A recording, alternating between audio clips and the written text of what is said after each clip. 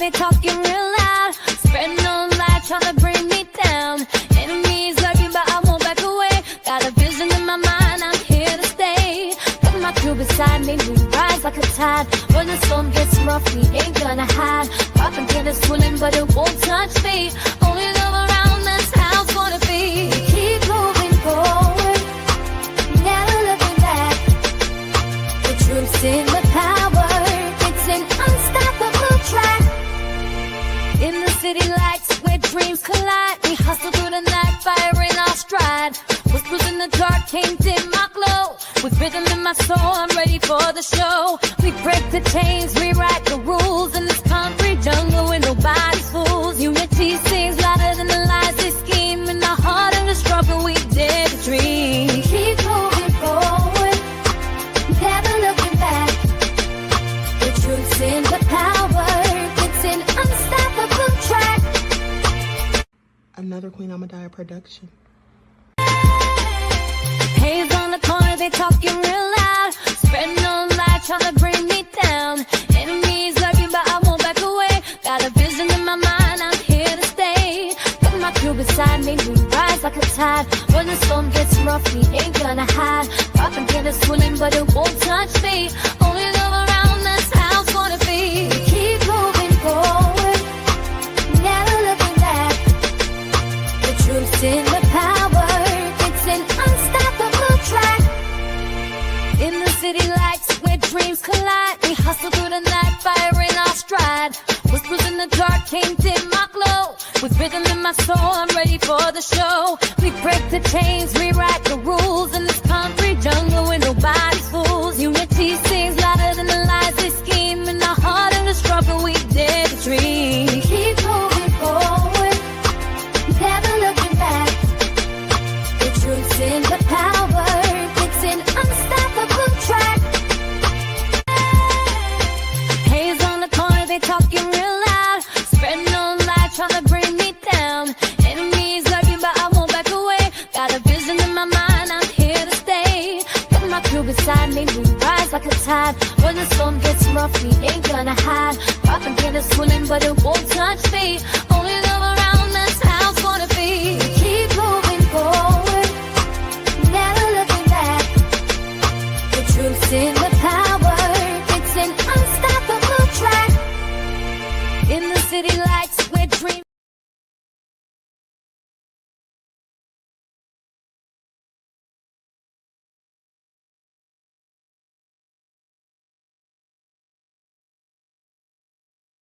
All right. Hello, everyone. Thanks for tuning back in once again to the original Queen Ahmadiyyah Shakur show. I'm your host, Queen Ahmadiyyah Shakur, and this is your daily vitamin. So as you're coming in, please feel free to go ahead and subscribe to the channel if you haven't done so already. Be sure to click that notification bell and click the word all so you're notified each time the Queen Goddess goes live. Okay? So hello, DJ Big Six. Reggie's in the house. We the people. Laverne. All right, Deronda. Desmond is here. Okay, so let's get into it. Anita Harrell, Nessa G is here. All right, Claudette. All right, Juju B is in the house. Let's get into it. Vince, I am from the UK. All right, shout out to all of my loyal royals and everyone tuned into the Queen, and a big shout out to my moderators because y'all know they put in work. I see you, Witty T. Okay, so without further ado, let's have a brief word from my sponsor at 12 Tribes. Do not buy 12 Tribes on Earth hair growth oil and hair magic elixir unless you want super healthy, gorgeous hair that grows. They have a whole line of amazing hair growth products, including hair growth leave-in conditioner spray, hair growth shampoo, hair growth spray, and hair growth butter. I'm starting to sense a theme here. They include quality natural ingredients. They smell amazing, and you can see the results for yourself.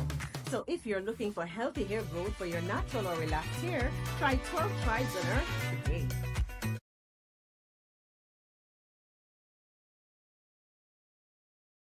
Okay, so don't forget you can purchase 12 Tribes Hair Oil at Etsy.com. Just look for Lisa Crafts, and you can also find it at Walmart.com.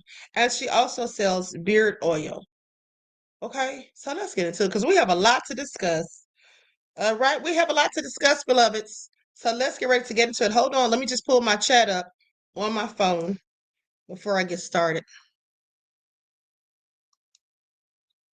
Okay, that all being said, let's get into it.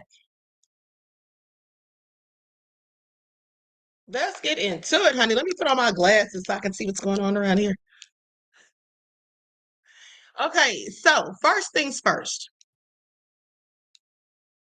First things first, let's talk about Charlie Kirk's funeral.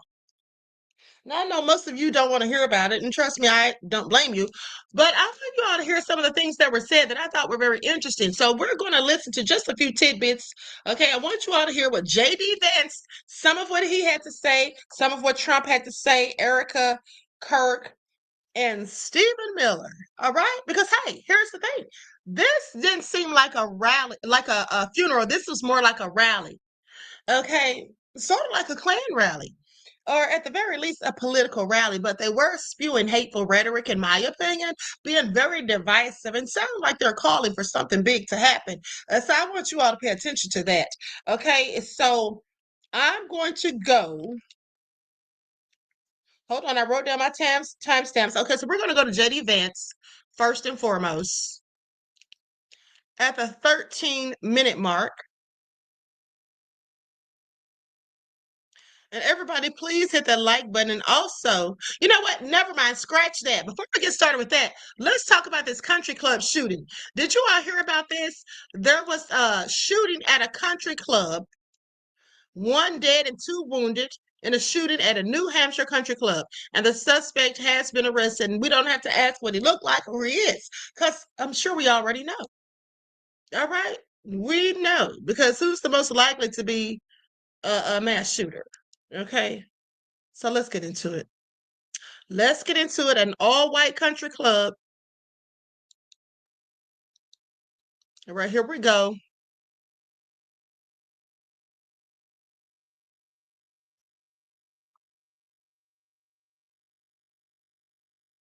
Just waiting for this ad to finish, beloveds.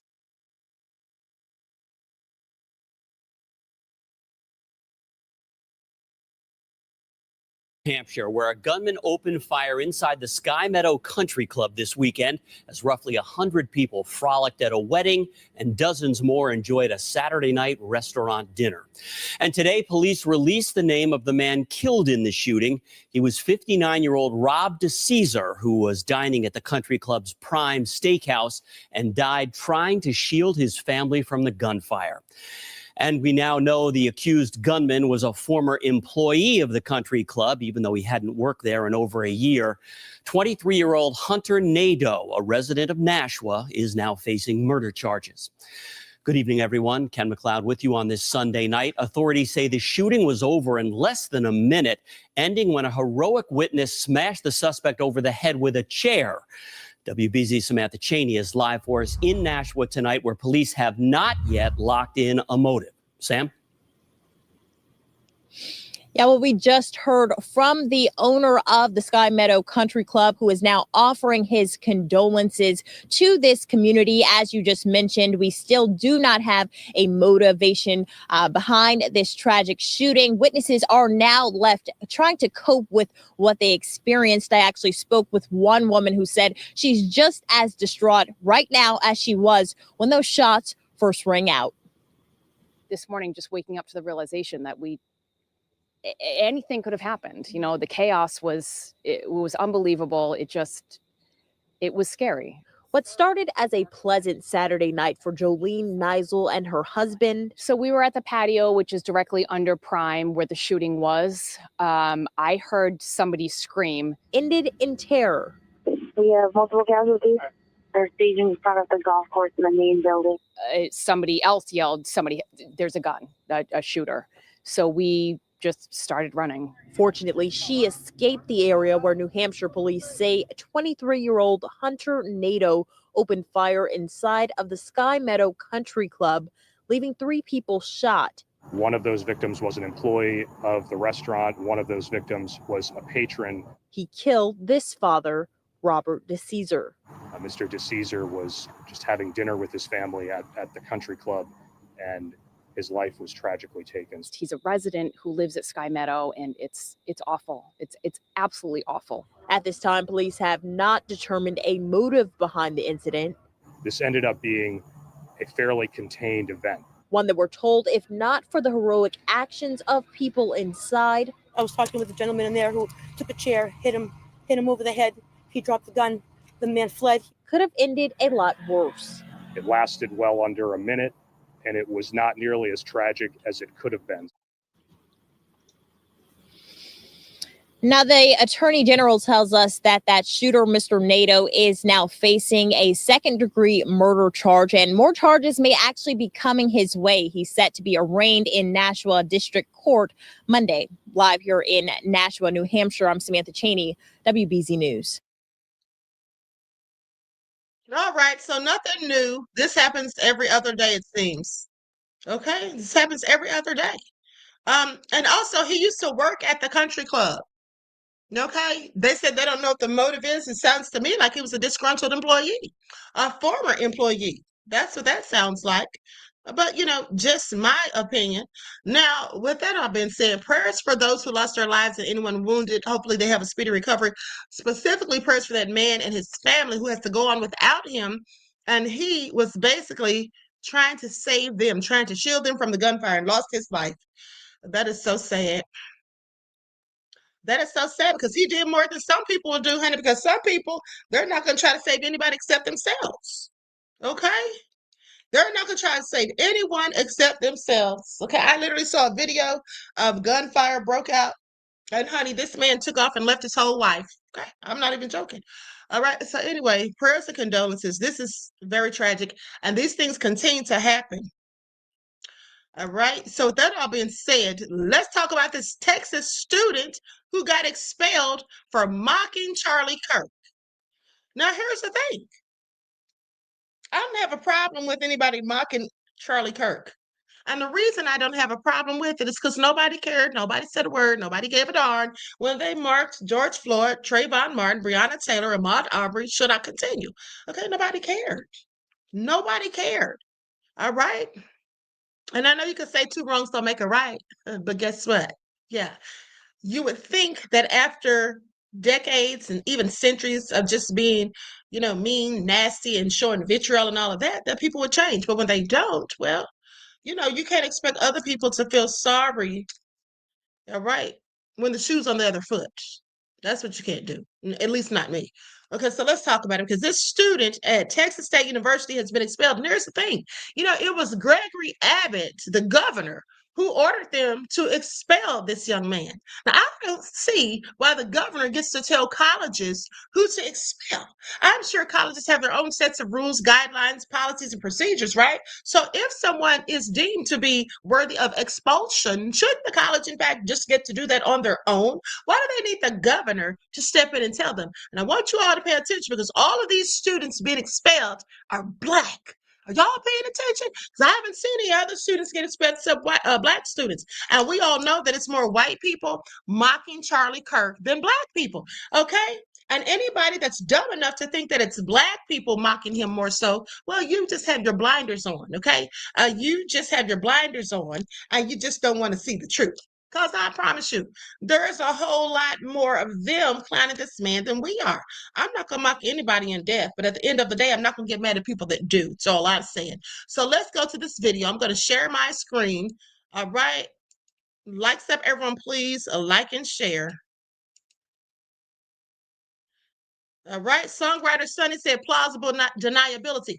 I'm so glad you brought that up, Songwriter Sonny, because you made me think of a point that I wanted to discuss with you all. Okay, let's get into it after this. Wishing the death on somebody like that, I don't think that's okay. I don't think it should be tolerated. If we limit one free speech, unfortunately, we limit all free speech. A whirlwind of emotions is taking over Texas State University after a student is expelled for their actions in this viral video. My name is Charlie. The student can be seen appearing to mock Charlie Kirk's death by grabbing his neck, falling to the floor, then spitting on the ground. This happened during a vigil for Kirk held at the school Monday night. One student, Hayden Allard, spoke with the person just minutes before this happened. I was like, hey man, what's your, like, I want to get some input of like why you feel this mad, like why you feel enraged. He just shook his head and he was like, F Charlie Kirk, all my dead homies. He kept saying stuff like that and shaking his head. He's like, you're just going to talk to a brick wall. You're not going to get anything out of me. Earlier today, Governor Greg Abbott responded to the video on X, calling for the expulsion of the student, saying, quote, "This conduct is not accepted in our schools. Expel this student immediately." While Allard and some students I spoke with agree he should be expelled, others say this student also has a right to freedom of speech. They have a right. They're entitled to, as long as they do not incite violence, not mock. I think he should not be expelled just for having his opinions. Ultimately, University President Kelly Dampus did not condone this behavior and expelled the student. In a statement this afternoon, Dampus says in part, "I will not tolerate behavior that mocks, trivializes, or promotes violence on our campuses." Thank you for watching. Please hit the subscribe button. Now, here's my question. Can somebody please explain to me how him doing what he did is going to spark violence? How's that going to spark violence? Because here's my thing. If that's going to tick someone off to the point that they want to fight, we could say the same thing about the N-word. Yeah, we could say the same thing about the N-word. Okay. We could say the same thing when they were mocking George Floyd and all the rest of the dead Black people who lost their lives due to gun violence, specifically in cases pertaining to the police. Right? Am I right? Am I right? Okay, that's right. Sierra said that's no reason to expel. They want to, listen, that is no reason to expel them. Okay, just like what Jimmy Kimmel said was no reason for him to be fired. Okay, his show to be indefinitely suspended or whatever. But they do what they want to do, honey. We're just squirrels trying to get nuts, I guess, because this is Trump's country. Please pay attention. And speaking of Trump, let's talk about it. Trump is low down and dirty, honey. Let me tell you what, I know Pam Bondi. She's up there licking Trump's boots, kissing a ring, bowing down and all that, just like every other person within his cabinet. But I know he embarrassed her today. I know she felt like a whole fool. Okay, she had to, because she looked like a fool as far as I was concerned. Now, here's what Trump did. Here is what he did. Now, I'm going to let you all see this, because this is what Trump put out.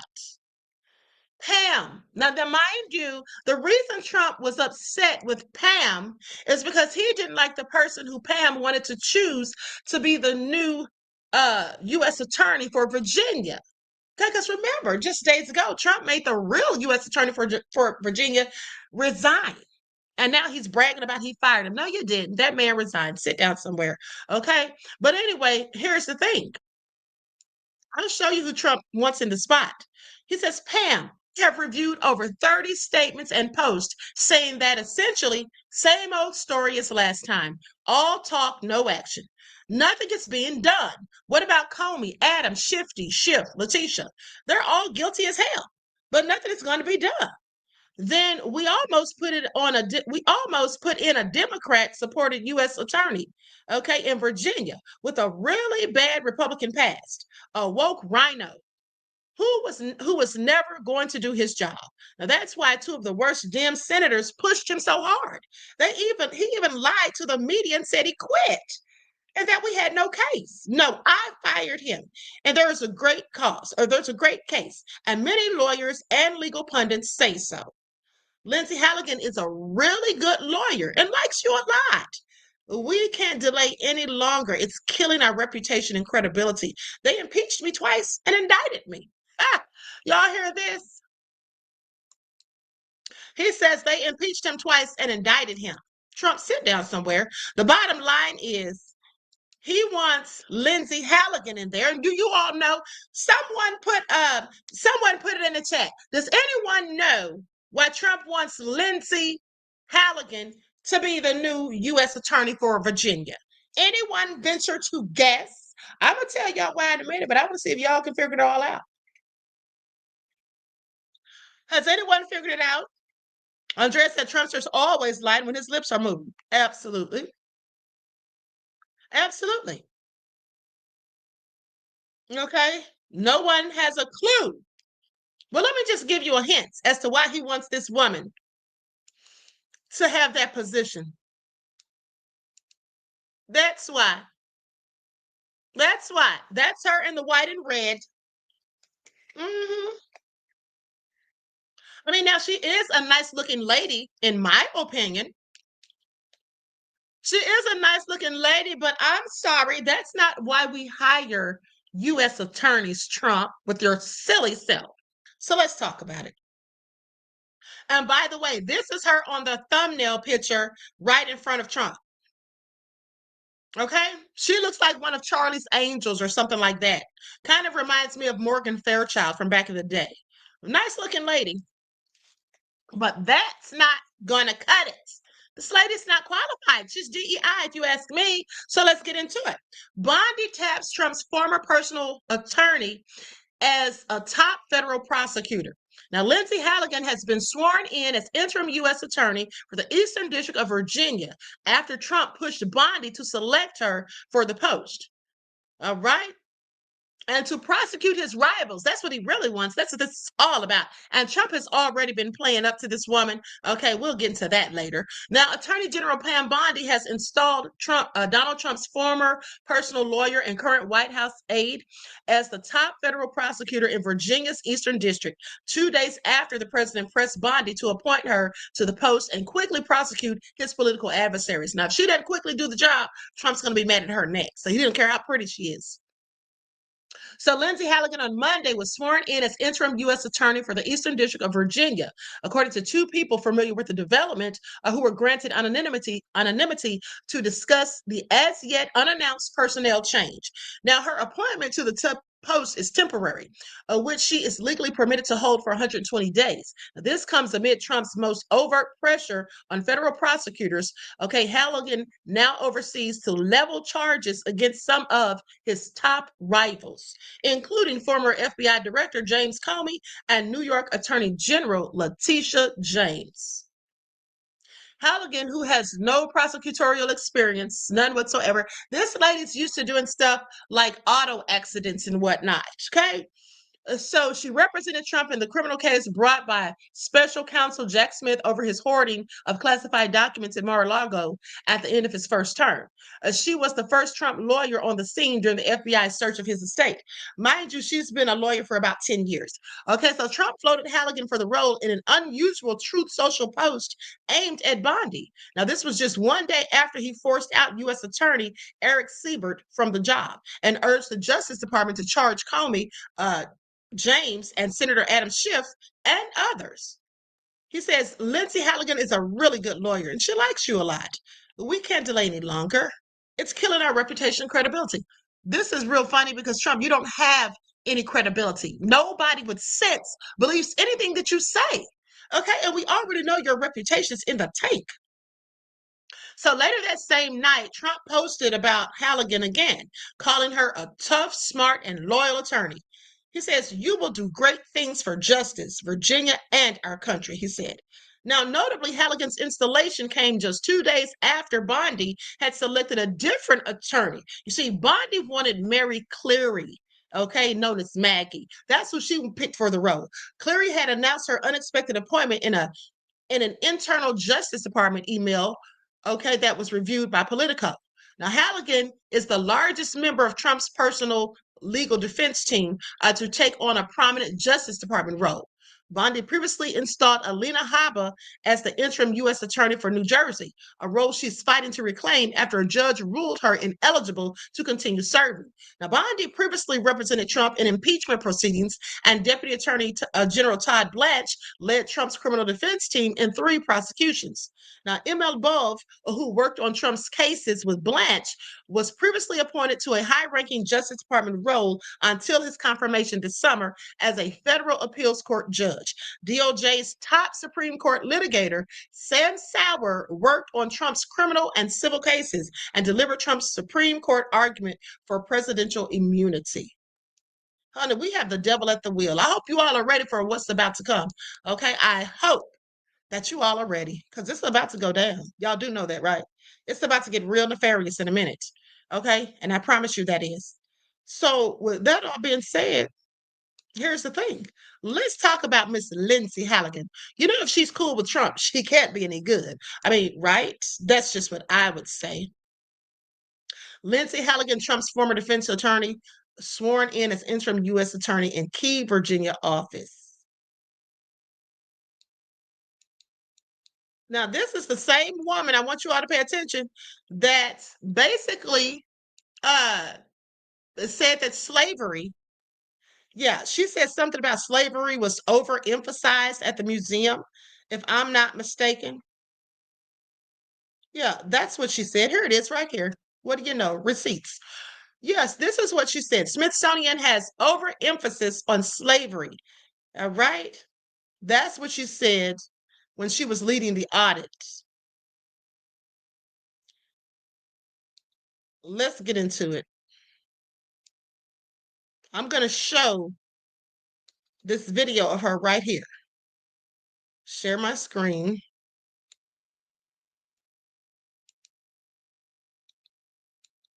Trump's just out here picking these women for positions because they have blonde hair, okay? And look halfway decent. You know, he likes them to look like Fox News anchors. Notice how the women on Fox all look similar.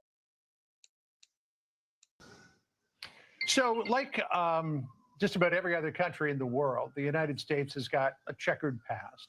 I mean, what should we do in terms of our museum? Should we ignore that? Should that be massaged in a certain way to make it less significant?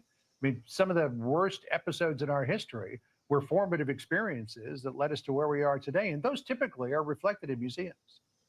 Yep, I think the fact that we had our country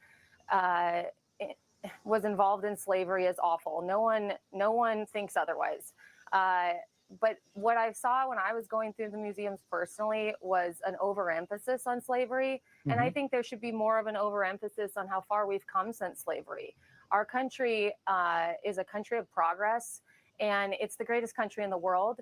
And we should be able to take our kids, our students through the Smithsonian and feel proud when we leave. She said, I want you all to really listen. She said they should be able, and by them, when she says they, she's talking about white people. She said they should be able to take their children through the Smithsonian and feel proud when they leave. Well, here's the thing. Y'all aren't proud of slavery? Jim Crow, lynchings? Y'all aren't proud of that? I mean, it seems to me like they're proud of it because that's what the Republican Party, isn't that what they're all about? Don't they still have, here's the thing I want you all to pay attention to. You know how some of us African Americans, FBA, whatever you choose to call yourself, some of us suffer from post-traumatic slave syndrome. Would you all agree? Would you all agree? Once in the chat if you agree that some of us suffer from post-traumatic slave syndrome. So when they say none of you were ever slaves, we didn't have to be.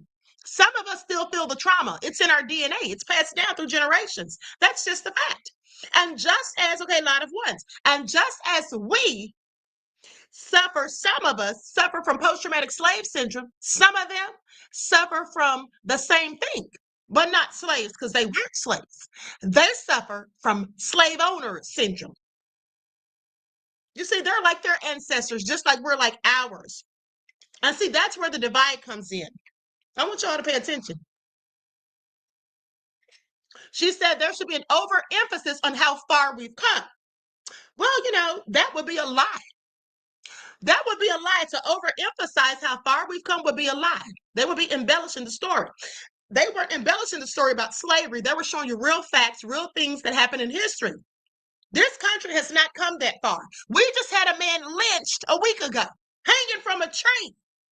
Same thing they did during slavery and Jim Crow. Well, they didn't really lynch people during slavery. They did, but not often because they didn't want to lose their stock that they paid for. There were more lynchings, in fact, after slavery. With that all being said, they can't make this make sense. Okay, how far have we come when people are still hanging from trees? All right? This is all crazy at the end of the day. So with that all being said, and by the way, speaking of those two lynchings, all right, with Trayvon Marion, what was his name again? And the poor white man, who was also lynched. Very sad. Very sad that both of them lost their lives. But let's not forget that Colin Kaepernick, shout out to Colin Kaepernick. Now that's a real hero. How come they don't want to give him a day? How come they don't want to celebrate him? He's awesome. Shout out to Kaepernick. Colin Kaepernick pays for autopsy of Black student found hanging from a tree. Thank you, Colin, but they're still going to lie and say it was an suicide. We all know how it gets down. DeMartravion Reed. Okay, that's his name. And so you all remember that Colin made a pledge that he would pay for the autopsies on these people because he knows the police are going to lie and say they did it to themselves. And we all know with sense, those of us who have sense. See, if you ask a fool, if you ask a Black person that is a fool, they will sit there and tell you, no, you don't know if he didn't hang himself from that tree. That's because they're stupid. And those are the type of Black folks that are raccoons. They're going to always act like, oh, we don't know, we don't have proof. When common sense is proof for me, okay? You mean to tell me that conveniently there's Black people just swinging from trees? Yeah, I don't think so. I don't think so, okay? I don't think so. It's a whole lot of ignorant people, honey, that look like me, and I really am so over it at this point. Now, with that all being said, here's what I want to tell you all. Listen, there's a whole lot going on right now. Some of these things that they're doing and these things they're implementing right now, you all may not realize it, but some of these things are in Project 25. Some of these things are absolutely, okay? With that all being said, hold on, let me finish talking about Colin Kaepernick. So anyway, other than the second autopsy, hold on. Okay, on Friday, Crump announced that Colin Kaepernick, a vocal advocate against police brutality and racial injustice, will be paying for an independent autopsy on Reed's body as soon as it's released from the state medical examiner. The money will be coming from Kaepernick's Know Your Rights Camp's autopsy initiative, which provides free second autopsies for those whose loved ones have died in police custody or under other suspicious circumstances. Y'all, shout out to Colin Kaepernick for doing this, because I just wonder why other people who look like me aren't doing it. People who have money. Jay-Z, perhaps. He said we were past billing. Isn't that what he said? This low down self when he stabbed Colin Kaepernick in the back. But let me continue. So anyway, with that all being said, other than the second autopsy, the family has also demanded that law enforcement release all videos related to his death. Because, on a college campus, there is video. Okay, there's cameras. So nobody saw anything. They don't have any footage. I'm pretty sure they do. Now, if there is no footage or they say the cameras were turned off or not working, I'm going to be forced to believe that it may have been the police. So by that, I mean campus police. Because who else turns off these cameras? All right, please pay attention. Now, with that all being said, and that's just me speculating. Now, with that all being said, they go on to say that on Wednesday, Delta State Director of Public Safety confirmed that there was security footage that they're investigating, but did not comment on whether or not it showed Reed before his death. Oh, they're going to try to destroy that, I'm pretty sure. Okay, Trey's family deserves answers they can trust. This is what Crump said in a statement. We cannot accept rushed conclusions when the stakes are this high. Let me tell you all something. I know some of you all don't like Benjamin Crump, and you're always talking about Crump is for the money. Crump is a civil rights attorney, okay? Some of y'all be like, oh, he didn't get them to press charges. Crump is a civil rights attorney, not a criminal attorney, all right? He's about helping people to get compensation. We know that doesn't bring back the dead. It doesn't take away the pain and the hurt and all of that, but we all know that it's only one thing devils love more than money, and that's blood. So you want to hit them in their pockets, okay? That's what you want to do. You want to hit them in their pockets, all right? At least in my opinion. And so anyway, let's continue listening to Little Miss Lindsay Halligan, what she's talking about. There's a lot of history to our country, both positive and negative, but we need to keep moving forward. We can't just keep focusing on the negative. All it does is divide us, and we really need to unite the country and focus on all the positive as we approach America's 250th birthday. Well, I actually agree with her. That would be nice, but it's not going to happen. It is absolutely not going to happen because here is why. You have people like Trump J.D. Vance and Stephen Miller, who is nothing more than a wanton supremacist. You have people like them using Charlie Kirk's funeral as an opportunity to spread more vitriol and to spew hatred and speak about division rather than unity. Okay? That's all that is. And with that all being said, I'm going to go to the footage. But what I want to say before that is, songwriter Sonny spoke about plausible deniability. Let's talk about that for a second. See, I was having a conversation with someone the other day who doesn't look like me. And they said to me, why do you think Charlie Kirk is racist? I said, well, because he was, in my opinion, and hey, I'm entitled to it. He is what I would deem as a racist person. Okay, someone who is all about the self-interest and the promotion, the elevation of his own people while trying to bring other people down and tear other people down. Talking students out, trying to at least talk students out of going to college, acting as though Black people are so nefarious, picking out all of our negative aspects and never picking out any of the negative aspects about his own people, okay? Never picking out the negative aspects of his own people. And that's why I have a problem with him. But not only that, here's the thing. Charlie Kirk's organization, Turning Point, is all about going to colleges and recruiting students for the Republican Party, right? Specifically, Black students for the Republican Party. You know, did y'all know that Charlie Kirk used to go to HBCUs? Did y'all know that? Did y'all know that?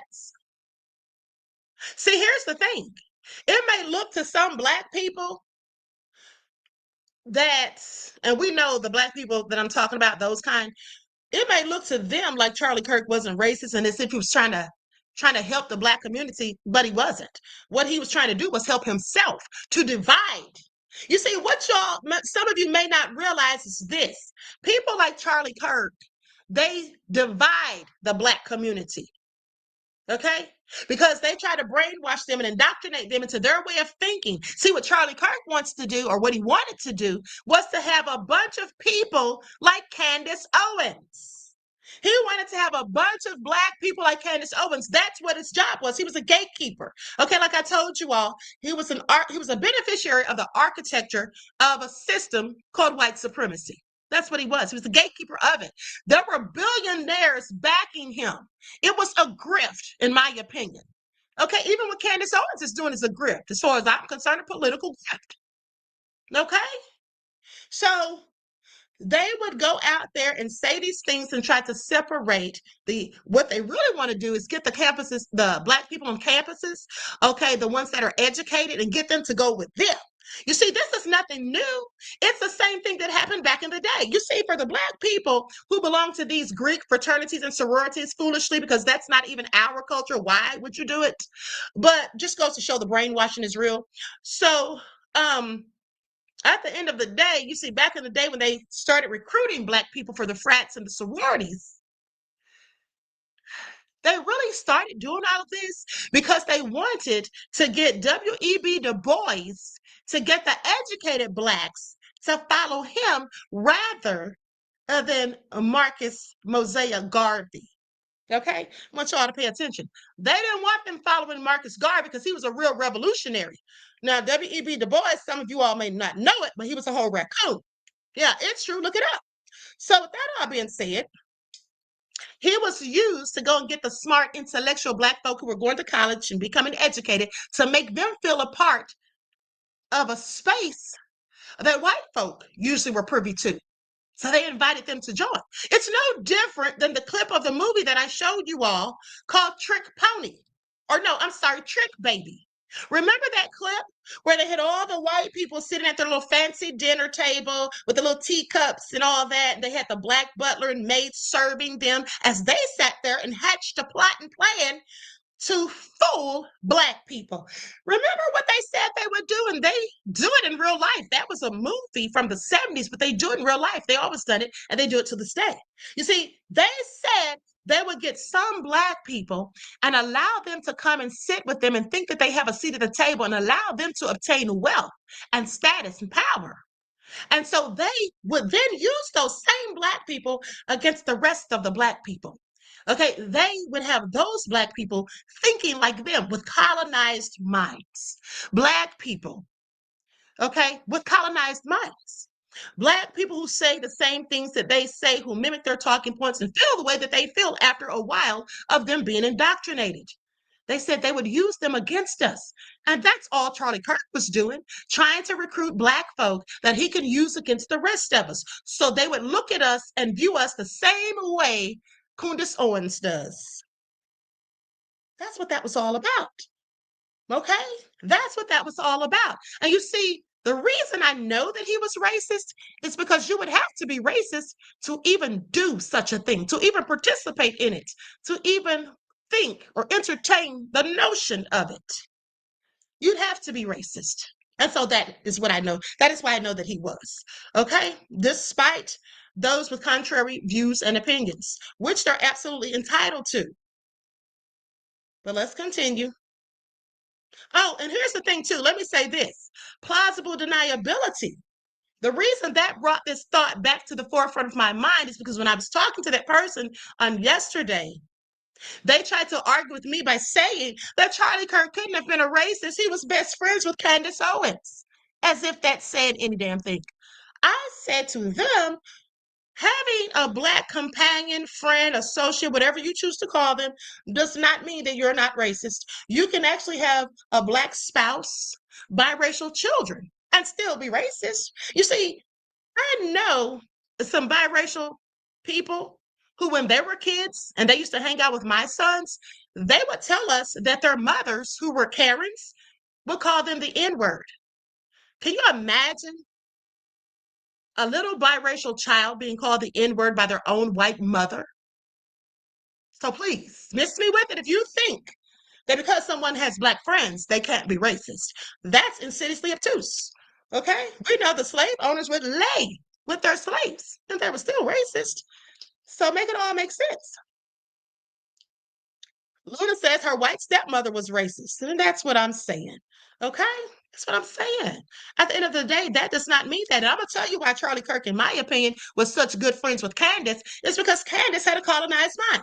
She has a colonized mind. She speaks their racist rhetoric about Black folk. Okay? She picks apart all the negative aspects of us, saying nothing positive, just like they do. And at the end of the day, it worked in his favor for him to be friends with her, at least to appear to be friends with her. Because you know why? Because if anyone called him racist to his face, he could use plausible deniability. That's what I told them yesterday. He could simply say, I'm not racist. Black friends. Don't you see Candace right here? She's always with me on the stage. And here's the thing, too. Candace, she's in such a denial. You see, they reported days ago that Candace and Charlie Kirk had actually had a falling out before he passed away, sadly. But Candace seems to be oblivious to that. She seems to think that they were still friends. Candace, that man was not your friend. The minute you started saying things that got you in trouble with the Daily Wire and Shapiro and they ousted you, Charlie Kirk was no longer her friend. Okay?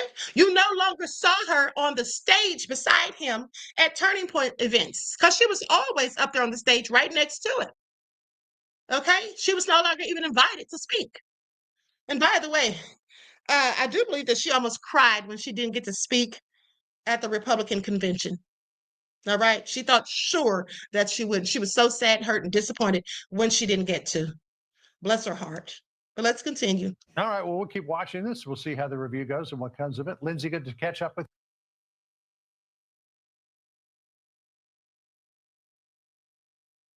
you. Okay, so there you have it, Lindsay Halligan. Lindsay Halligan. Like I said, that's a pretty lady, but I don't think she's qualified. We'll see how this all turns out. Hopefully, not another disaster. But so now let's talk about the funeral.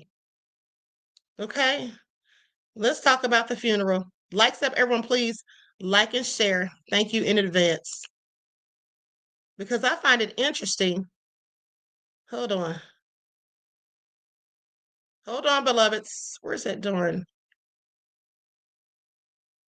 Okay, now I have to go look for my receipt. I hate when this happens. I know I totally had it. Hold on. Hold on. Just give me a second to pull up. Here we go. Here we go. Now let's just check this out. And I thought it was very strange too how Trump was behaving with Charlie Kirk's widow. That was cringe. Like, what are you doing, freak? Okay, he looks like a whole freak, as far as I'm concerned. Okay, let's get into it. Here we go.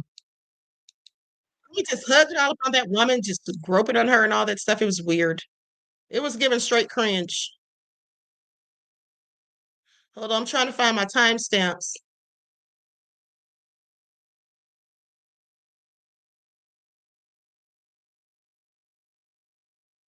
Okay, here we go.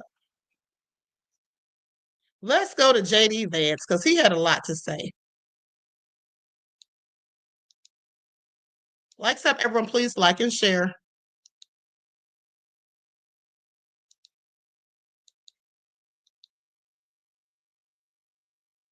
Friends, we have had a revival in celebration of Charlie Kirk and of his Lord Jesus Christ.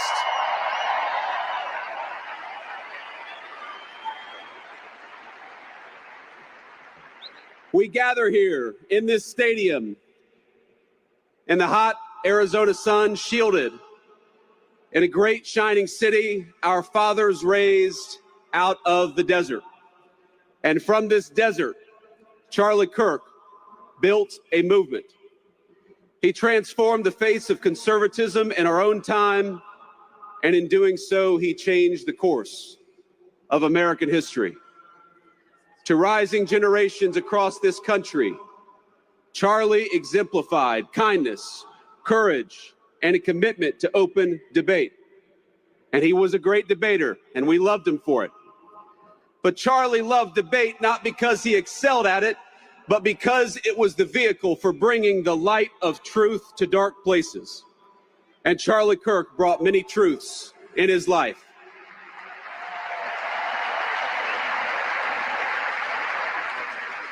Charlie brought the truth that young people deserved a stake in the future and that they deserved to have a voice. He brought the truth that marriage and family were the highest callings, far more important than any job or educational credential. He brought the truth that our nation would fade unless it brought order to its neighborhoods and prosperity to its people. He brought the truth that life was precious and we must fight as well as he treated the President of the United States.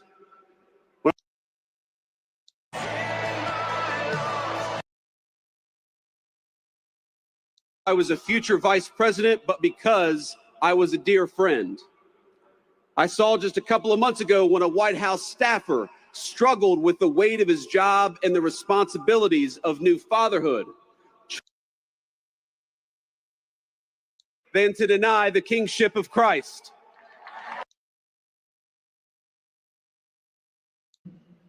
With Charlie.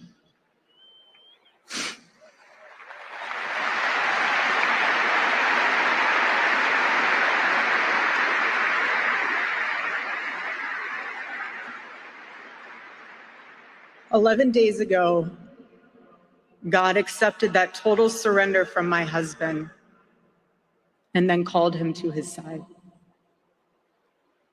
More than anything, Charlie wanted to do not his will, but God's will. And over these past 11 days, through all the pain, never before have I found as much comfort as I now do in the words of our Lord's Prayer, 'Thy will be done.'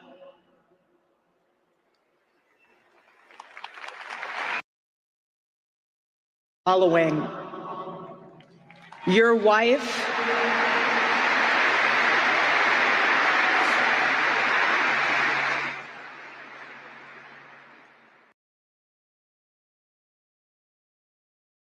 to be the new CEO of Turning Point USA,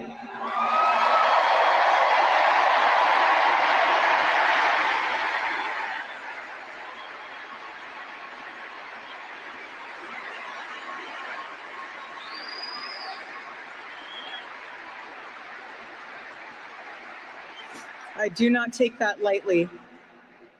Charlie and I were united in purpose, His passion was my passion, and now his mission is my mission. And that's exactly my point. Okay, and that's exactly my point. She thinks just like Charlie thought. Whatever Charlie was, she's the same as far as I'm concerned. Okay? Now, with that all being said, somebody just asked me something in the chat. Hold on. Diane said, which Christ are they talking about? Well, you know, they're not talking about Joshua. That's what they're not talking about. When she said he called Charlie to his side, she's talking about Caesar Borgia. That's who she's talking about. The one in the pictures. Okay?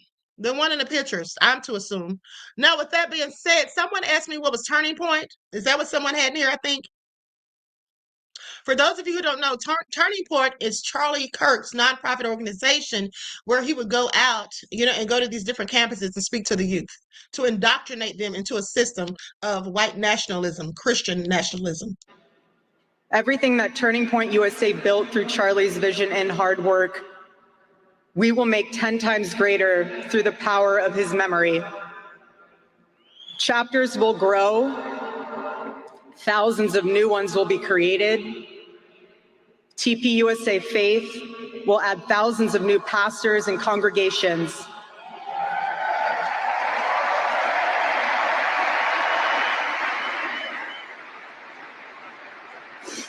And yes, campus events will continue. And we will continue to hold debates and dialogue.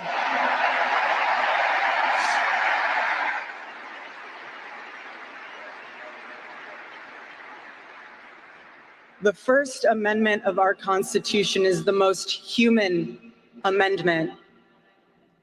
We are naturally talking beings, naturally believing beings. And the First Amendment protects our right to do both. No assassin will ever stop us from standing up to defend those rights. That's interesting that she's talking about First Amendment, freedom of speech, and, you know, people being able to talk and all of this when they're trying to silence people who say anything contrary to what they think. Okay? Make it all make sense. It's a load of BS, in my opinion.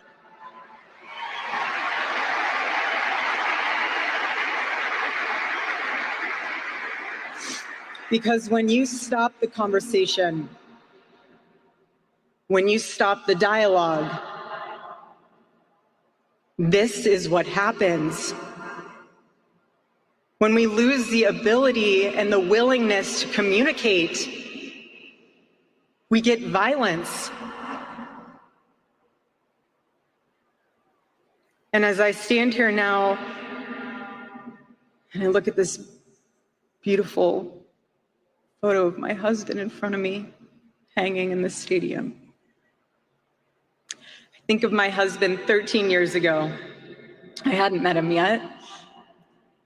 He was 18 years old.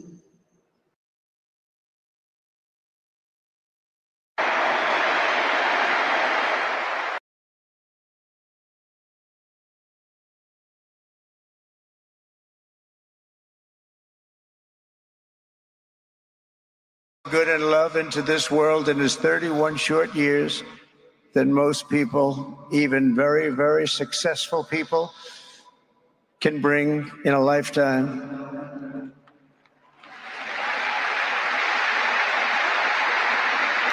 Charlie Kirk loved America with everything he had, and as we can see so clearly today, America loved Charlie Kirk.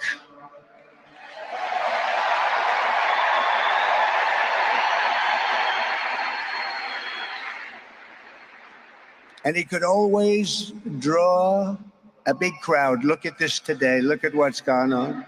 This is a big crowd.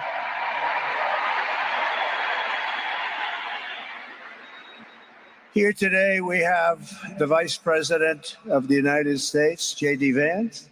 We have the Speaker of the U.S. House of Representatives, Mike Johnson. We have countless members of the United States Senate, and I'm sorry I'm not going to introduce you, but I'll be up here. They're all over the place. And likewise, the House of Representatives, they're all over this big stadium. This is not an arena, this is a stadium. our great cabinet and this stadium packed with rafters of people, not to mention the one across the street that also has tens of thousands of people, and they're watching us on screen right now.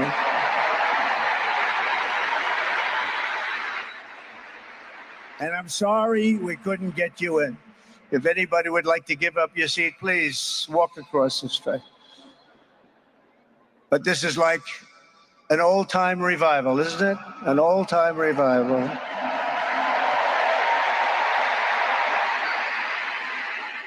For millions of Americans, especially young people, it is agonizing and unthinkable to say goodbye to a patriot whose heart still had so much to give. It's so much. Raised in the suburbs of Chicago, Charlie was filled with a patriotic spirit from his youth, and he was an all-American in everything he did. And one of the last things he said to me is, "Please, sir, save Chicago." We're going to do that. We're going to save Chicago from horrible crime.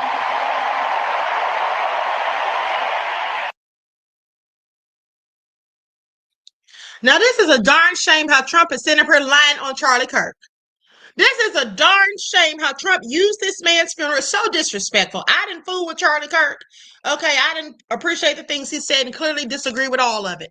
But at the end of the day, for Trump to sit at that man or stand at that man's funeral and be so disrespectful as to turn it into something all about himself, he just couldn't resist.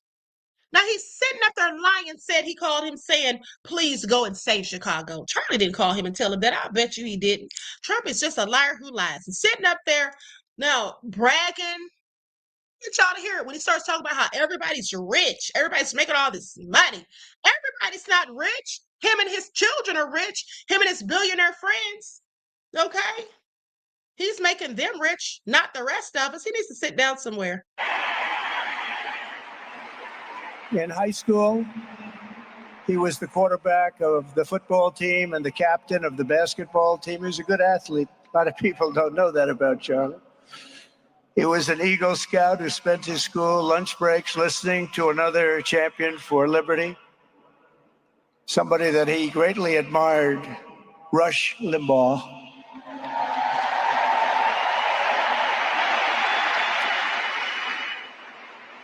But what was even more important to Charlie than politics? Now, didn't I tell you all the other day? Didn't I tell you all the other day that Charlie Kirk loved and revered Rush Limbaugh? You heard what Trump just said. I told you all that's who Charlie Kirk wanted to be like.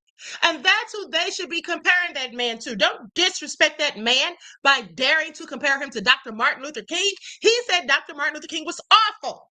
And I'm quite sure he wouldn't want to be compared to someone that he viewed and deemed as awful.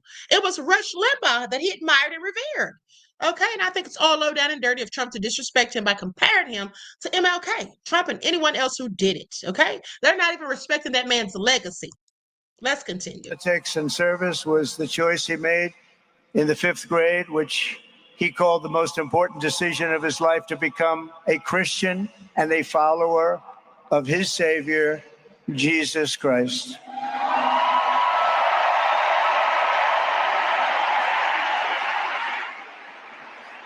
Inspired by faith and his love of freedom, Charlie did something remarkable when he was just 18 years old. On the advice of a mentor who told him to put off going to college because he was doing so well, he devoted his life to converting young people to the conservative cause. How did he do? Take a look. How did he do?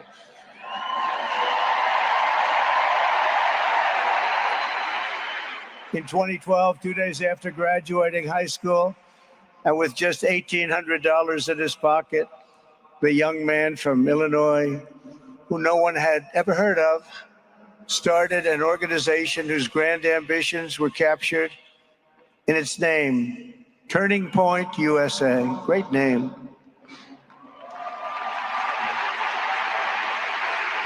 And I have a feeling it's going to be bigger and better than ever before. Does that make sense? It's going to be bigger and better than ever before. Look at what's happening. 12 years ago, Charlie walked onto his first college campus, the very liberal University of Wisconsin at Madison. He set up a card table and put up a sign with 3 words, "Big government sucks." Could you believe that? That's Charlie. That day, Charlie talked to every student who approached him, most of whom were probably quite a bit older than he was. Finally, after many hours, he found the first ever Turning Point chapter leader. His first year out of high school, Charlie traveled 300 days raising money and taking his message to campuses all over the country. He lived out of his parents' basement, and they actually loved having him there. They loved. A lot of it was based on common sense. But a young man as good as... Can't let that happen. Can't let it happen to a country. The Department of Justice is also investigating networks of radical left maniacs who fund, organize, fuel, and perpetrate political violence. And we think we know who many of them are. You should know who many of them are because many of them are on the right, like you. What's he talking about? They're still trying to play this little political violence game and act like it's the left that's causing it when we all know it's them. Trump is so ridiculous. So ridiculous. It's nauseating. But law enforcement can only be the beginning of our response to Charlie's murder. Over the last 11 days, we have heard stories of commentators, influencers, and others in our society who greeted his assassination with sick approval, excuses, or even jubilation. You've heard that. So have I. Couldn't believe it. Some of the very same people who spent the last 8 years trying to sit in moral judgment of anyone who disagreed with them about politics suddenly started cheering for a murder. Incredible. They may have started cheering, but Trump, you and the right have always been cheering when people die who look like me, okay, at the hands of police. Please sit down somewhere. You know the names. They're major losers, by the way. That will be proven out in a short period of time. Some of the very people who called you a hater for using the wrong pronoun were filled with glee at the killing of a father with 2 beautiful young children. And the same commentators who this week are screaming fascism over a canceled late-night TV show where the anchor had no talent and no ratings, last week were implying that Charlie Kirk deserved what happened to him. No side in American politics has a monopoly on disturbed or misguided people. But there's one part of our political community which believes they have a monopoly on truth, goodness, and virtue, and concludes they have also a monopoly on power, thought, and speech. Well, that's not happening anymore. We've turned that corner very quickly. Tragic. Okay, now here's what I want you all to pay attention, family. Okay, so Trump just said they think they have the monopoly on power, thought, and speech. Do you all know? Do you all realize that that's exactly what I told you all the other day? Once in the chat, if you remember me telling you all that. If you remember me telling you that Trump and the right, what they're trying to do, the government specifically, Trump's administration, what they're trying to do is control free speech. They're trying to take away free speech and control what we can say. And I told you that once they start controlling what we can say, then they inadvertently start controlling what we think. So you heard what he said, right? So now you know that I'm right. That's exactly what happens. That's exactly what happens. Okay? And if you missed that video, please go back and watch because I broke it all down. So he just literally took the words out of my mouth. Okay? Because that's what he's doing. That's not the left. That's him. Why aren't they impeaching this man? I have questions. Particularly atrocities of this kind and kind that we saw in Utah, of all places, are the eventual consequence of that kind of thinking. If speech is violence, then some are bound to conclude that violence is justified to stop speech. And we're not going to let that be justified. The tradition of reason and open debate that Charlie practiced is not a pillar of our democracy. In many ways, it's the basis of our entire society. It's the right and inheritance of every free American, the greatest legacy of the Enlightenment, and among the most treasured achievements of civilization. We will defend it at all costs, and we will carry forward the torch of liberty that Charlie Kirk held so proud and so high. He was so proud, and he did hold that torch high. We will never, ever let it fail. We will never let it fail, but we're going to raise it higher than ever before. It's going to be raised, and this is the beginning. Perhaps it should be no surprise that Charlie, who spent his life speaking with the critics of these traditions, ultimately became convinced that we needed not just a political realignment, but also a spiritual reawakening. We did. And we have to bring back religion to America, because without borders, law and order, and religion, you really don't have a country anymore. We want religion brought back to America. We want to bring God back into our beautiful USA like never. Okay, so I hope you all are paying attention to what Trump is doing here. He's trying to act as though he's religious, which we know he isn't. And then he's talking about bringing back religion and bringing back God. First of all, God never left. That's number one. God never left, and neither did religion, Trump. Okay, you just don't give a darn about religion or God. That's just the facts of it. Okay, he's not even up to date talking about bring back God and religion. Okay, it's just like when Prince told Justin Timberlake when he said bringing sexy back, and Prince said, hell, sexy never left. And that's what I'm telling Trump. God never left, and neither did religion. He sounds ridiculous. And in fact, he is ridiculous. And I'm going to prove it to you in just a minute. Okay, I'm going to prove it to you in just a second. Well, you already know it, but I'm going to further prove it. Before, we want God back.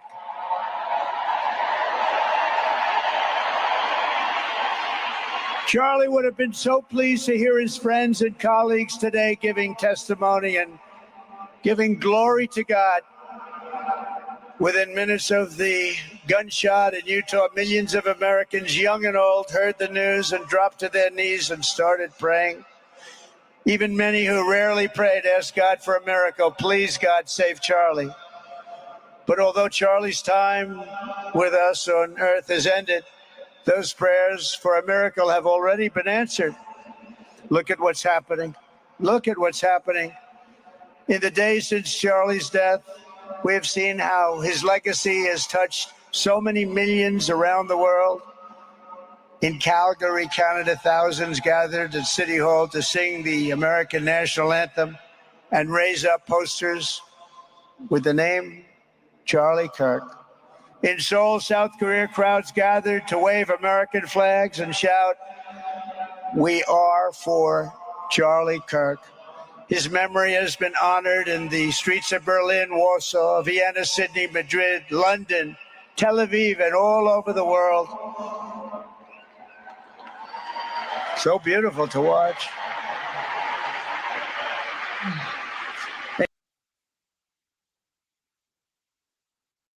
Okay, I'm done. I was trying to wait for him to get to the part, I don't remember the timestamp, beloveds, where he was talking about just bragging about, oh, we're rich. We're all rich. The tariffs are making everybody rich.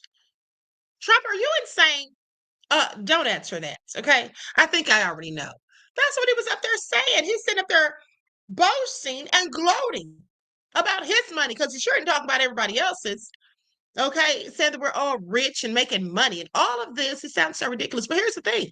I want you all to pay attention, because did you all know that there's been lawsuits filed this month in 2025 that have alleged that migrants deported by Trump, okay, in his nefarious administration, who licks his boots and bows to kiss the ring, okay, he had people deported to Ghana, okay, where they were held in straitjackets for 16 hours. Did y'all know about this? Held in straitjackets for 16 hours on a military cargo plane. Now, the Department of Homeland Security has denied the allegations as false. I don't believe them. I don't believe them. If these people said they made them wear straitjackets, I believe they did. And you know why they likely had to wear the straitjackets? Hold on, we'll get to that in a second. So here's the thing. Here are the key details from the lawsuits, okay? On September the 5th of 2025, 14 West African migrants were taken from an ICE detention center in Alexandria, Louisiana, and flown to Ghana. Now, according to the lawsuits, the deportation was part of a third country scheme to send migrants to Ghana to sidestep U.S. immigration court orders preventing their removal to their home countries due to fear of persecution. Sent those people there to be persecuted, to be killed. That's what Trump did. But he wants to call out God. He wants to talk about religion. His God is the devil, Satan himself. Okay? Somebody had to say it. Now, according to the lawsuits, the deportation was part of a third country scheme, okay, to send these people back. Now, lawyers for the migrants claim that during the 16-hour flight, 4 of the plaintiffs in the lawsuit were placed in straitjackets and all passengers were shackled, taking us back to slavery. Y'all not paying attention. See, this is what y'all need to pay attention to, because I told y'all, if he can do this to people who are supposed to be here, whether they're born here or not, he'll start doing it to us next. Okay? First, he started with sending the man over to Venezuela. Then he joked and got caught on a hot mic saying, oh, next, we'll send American prisoners over there. And now he's sending Africans back from whence they came and putting them in straitjackets and shackles. Are you serious? Did he do that to anybody else? Migrants were allegedly only given bread and water during their journey. Do y'all hear this? Do y'all hear this? Vince I am said, you did warn us, Queen. Thank you, beloved. They gave these people bread and water. They put these people in straight jackets. Now, here's the thing. I'm sitting up here complaining about this, what they did to these Africans. But with the current state of Africans, some of them, not all, mind you, hating on us, I have to ask myself, if this was being done to African Americans, being put in straitjackets and shackles and fed water and bread, how many Africans would support us and speak out for us? I wonder, because they all, well, not all, but many of them have been talking trash about us as of late. Okay, y'all know, because I reported on that too. And see, this is what I'm talking about right here. This is what I'm talking about right here. Who's speaking up for them besides us? Who's speaking up for them besides us? Somebody let me know. Okay? Got a whole lot of nerve coming over here disrespecting us. The very ones who have your back when things like this happen. Okay, y'all need to recognize Marlon, while he's calling black women monkeys, we already know what he is. Okay? We already know he's a raccoon. He said it himself. Then tried to act like I said it. No, he said it himself. He owned it. Okay? Well, let me continue. So with that all being said, and here's the thing. I'm not mad at Marlon about that debate, because I already knew who Marlon was before he got up here. Okay? Because I've heard about him. And plus, I heard him call that lady a monkey. But what I'm mad at Marlon about, which is why I would never fool with him again, is because he went over and lied on me. Yeah, that's what he did. Went over and lied on me, trying to paint me as the racist when that's exactly what he is. He's racist against African Americans, okay? Specifically, women. Second of all, went over and lied on me. Don't lie on me, because I didn't lie on him. Anything I said about him was the truth, and I said it to his face. But he wants to go over there and lie on me. So yeah, I won't be having him back on here, and nor will I be going on his platform, okay? Now, with that all being said, they go on to say that the lawsuit alleges that upon arriving in Ghana, the migrants were detained in abysmal and deplorable conditions in an open-air detention facility.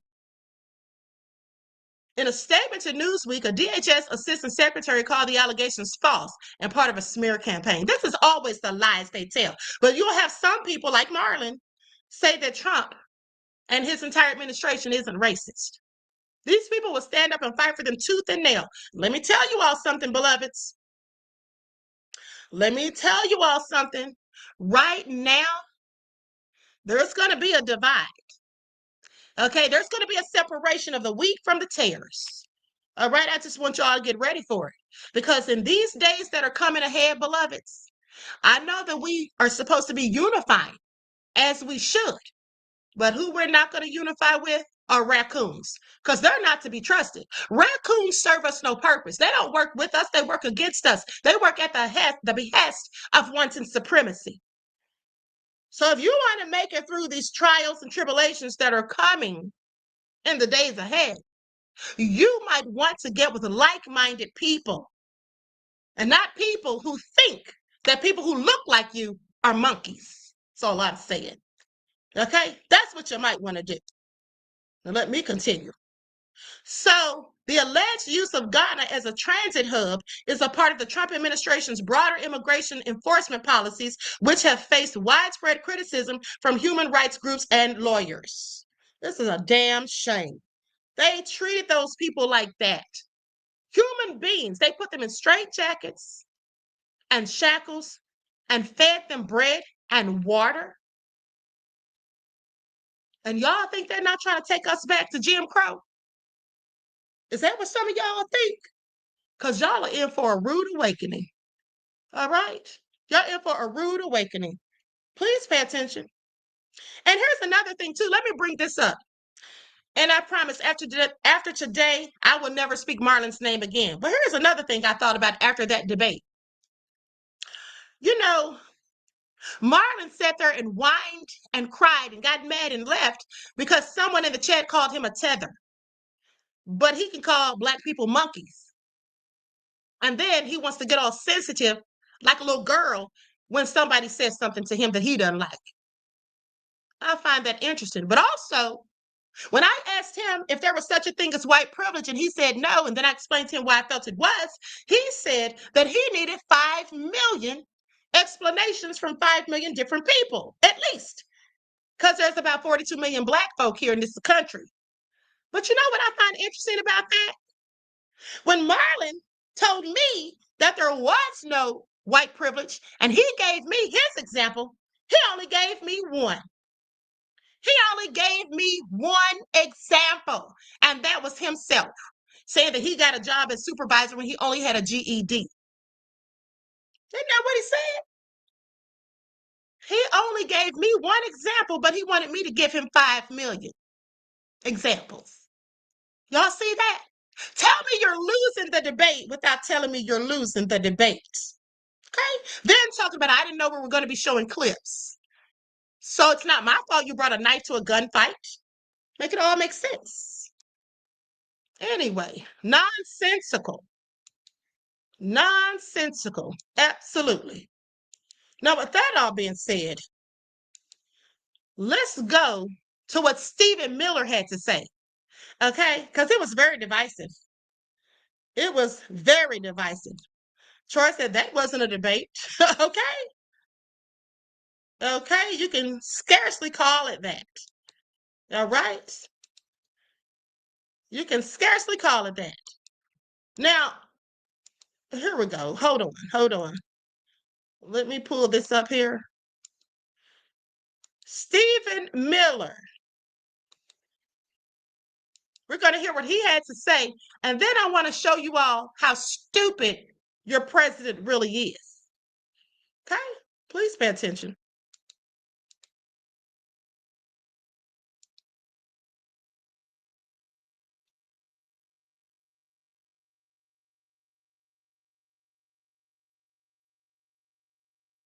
I just watched what I think will go down as one of the most divisive speeches ever delivered in U.S. history.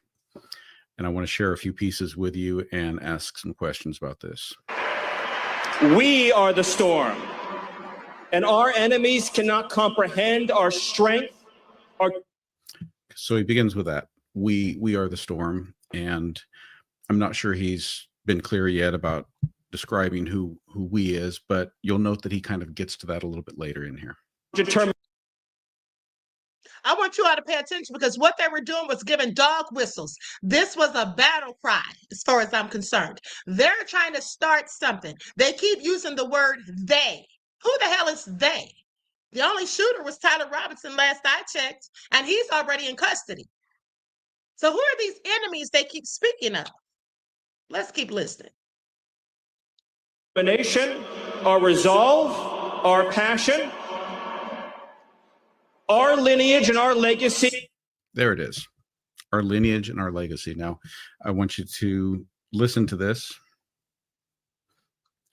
He hails back to Athens, to Rome, to Philadelphia, to Monticello. Our ancestors. our. So he's now being very clear about who we are in his mind, arguably in the mind of the party that he represents, the administration that he represents. Now I want to get to another part in here. So he talks about our lineage. And then let's get back to the we statements. We will prevail over the forces of wickedness and evil. Oh, who are the forces of wickedness and evil? I think now that one, I don't know that he quite makes clear, other than that he has been pretty crystal clear about who represents we. So the way he's speaking is that the forces of evil, that must be everyone else. They cannot imagine what they have awakened. They cannot conceive of the army that they have arisen.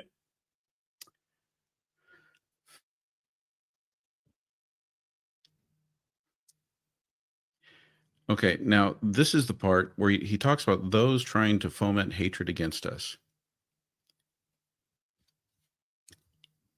I hear that as those who oppose us, those who disagree with us. Us, those trying to foment hatred against us, what do you have? You have nothing. You are nothing. You are wickedness, you are jealousy, you are envy, you are hatred. You are nothing. Is he talking about his political enemies or himself?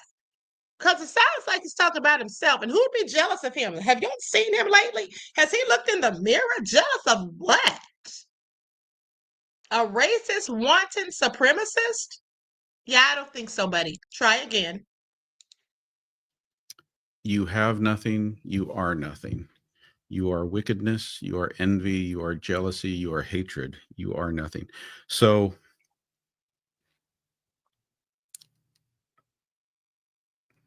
wasn't there talk about unifying the country more than any other president possibly could? What the key thing that I'm hearing in this is that there is no room left in that kind of language for unification, because it goes further. Let's get to the next big thing here. So again, now he's talking about the you who is not the people with lineage from Rome and from Europe. You can build nothing. You can produce nothing. You can create. Okay, so the you he's talking about that represents everyone else can build nothing, can produce nothing, can create nothing. So basically he's saying the you are worthless. You can create nothing. We are the ones who build. We are the ones who create. We are the ones. Okay, so now we're back to the we. Building a system of wanton supremacy and hate-fueled rhetoric, that doesn't count as an invention. That doesn't count as a valid creation. Okay? But let's let him cook, because he swears he is. With the lineage from Europe and Rome and Athens and all that, we are the ones who build. We are the ones who lift up humanity. Who lift up humanity. You thought you could kill Charlie Kirk? You have made... Rhetoric continues. I want to get to one more part here. There we go. Fight that much harder because of what you did. What you did to us? You who? You who? Genuine question. Yeah, you who? Stephen Miller is speaking at Charlie Kirk's memorial service. A time when people should be honoring and memorializing the life of a human being whose life was tragically lost. These people are not at that man's funeral to show remorse. They're at his funeral to push a nefarious agenda. That's what this is all about. They're having a whole Klan rally at that man's funeral. That's what it sounds like, specifically with Stephen Miller talking. But this is not about unity. Okay? He's speaking of violence, in my opinion, pointing a finger, saying all this hateful stuff. Who else is doing this besides the right? Are the Democrats going in on them, calling them nasty names, saying things to them? It is the right. I want you all to pay attention. These people have lost their ever-loving minds. Y'all better be on your P's and Q's because it's about to get real ugly. Okay, it's about to get real ugly. I'm telling you that now. These people are getting out of pocket like a pistol at a robbery. Okay? Wait till we get into what the whole thing with Jasmine Crockett and Laura Loomer and Jamil Hill, okay, and Megyn Kelly. And his life was lost as the result of one person's actions. We will fight that much harder because of what you who? The only thing that's become clear about the you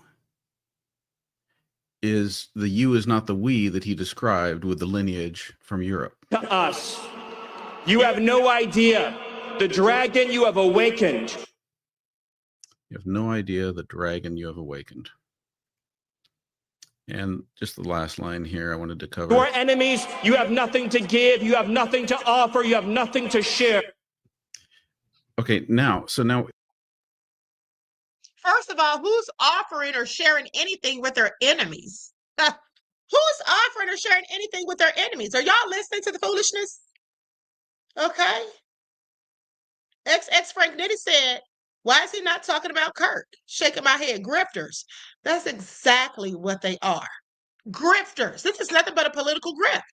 Okay, Copper Queen said he ain't said nothing about Charlie. Exactly. And like I said, even though I didn't fool with Charlie Kirk and didn't appreciate or agree with the things he said, that's that man's funeral. Now, you could have at least have gotten up there and said a kind word or two about it, but no. Everybody that got up there, J.D. Vance, Trump, Stephen Miller, they all got up there and spewed hateful rhetoric. Okay, that's what they did. Trump was sitting up there bragging and gloating. I don't know if Trump spewed any hateful rhetoric because I didn't really listen to him other than to hear him bragging and gloating about how much money everybody's making rich, rich, rich. Ridiculous. it's not just the you, it's enemies. Who, Stephen? Who is your enemy? Is your enemy everyone who doesn't have that European lineage? Yep. That's exactly who he's talking about. Y'all know that, right? That's exactly who he's talking about. People that don't have the European lineage, i.e. Black people, for number one, and the Democrats as well. But we know that most Black people are Democrats. Definitely talking about us. Definitely talking about us, but I don't really give a crap, okay? Please pay attention. TC Dan said Dr. Ben Carson spoke there too. Well, I'm sure he did. I already told you what I thought about Dr. Ben Carson being a whole raccoon. I'm not surprised at all, beloved. Is your enemy everyone who doesn't agree with you? Who is your enemy, Stephen? And again, you're saying that your enemies, whoever that you is, that they have nothing to give, nothing to offer, nothing to share. You've made it clear that you feel that they're worthless. What that sounds like is that you're saying that there is absolutely no room in your vision for the United States. That's Stephen for those Miller's people brain. to exist. This rhetoric is off the charts.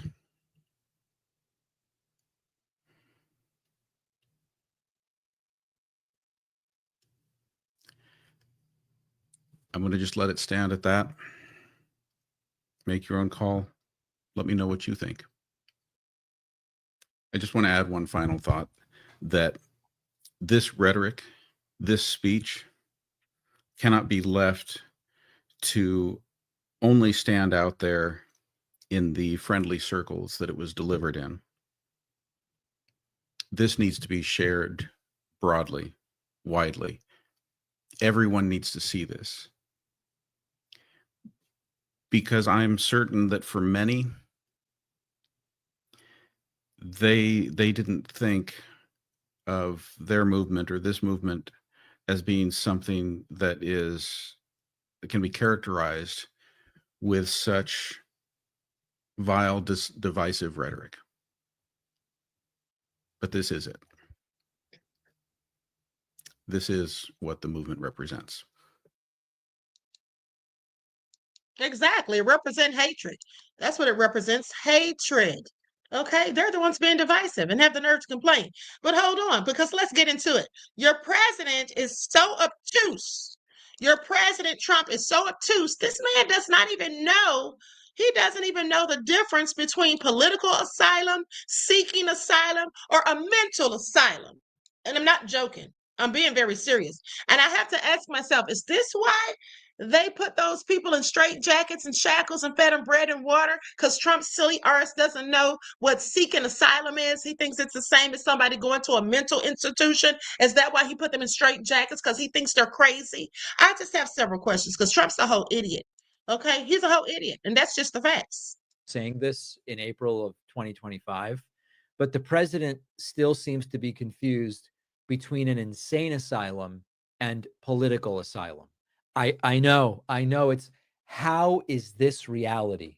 Donald Trump, when doing this whole thing about how stocks are up and he paused the tariffs and it's such a big victory, he once again seems not to understand the difference between an insane asylum, or what we might call an inpatient psychiatric hospital, and seeking political asylum.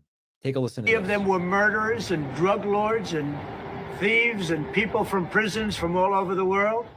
And there were people from mental institutions, insane asylums.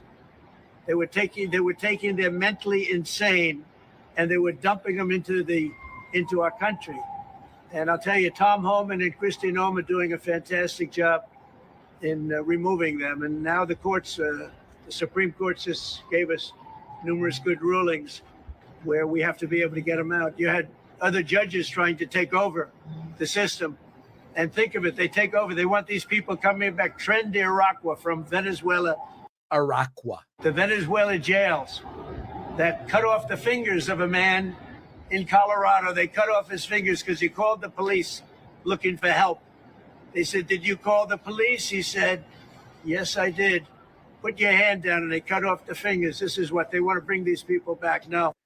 So listen, let me explain to you what this is all about. And some of you may recall that this kind of started with Trump talking about Hannibal Lecter. And initially, nobody could figure out what this was about. Did anyone ever see the lovely movie Silence of the Lambs? Did you see it? Did you ever hear of Hannibal Lecter? He was a lovely man. He would love to have you for dinner. He will take you. You had many people for dinner. Well, we have a lot of people coming in.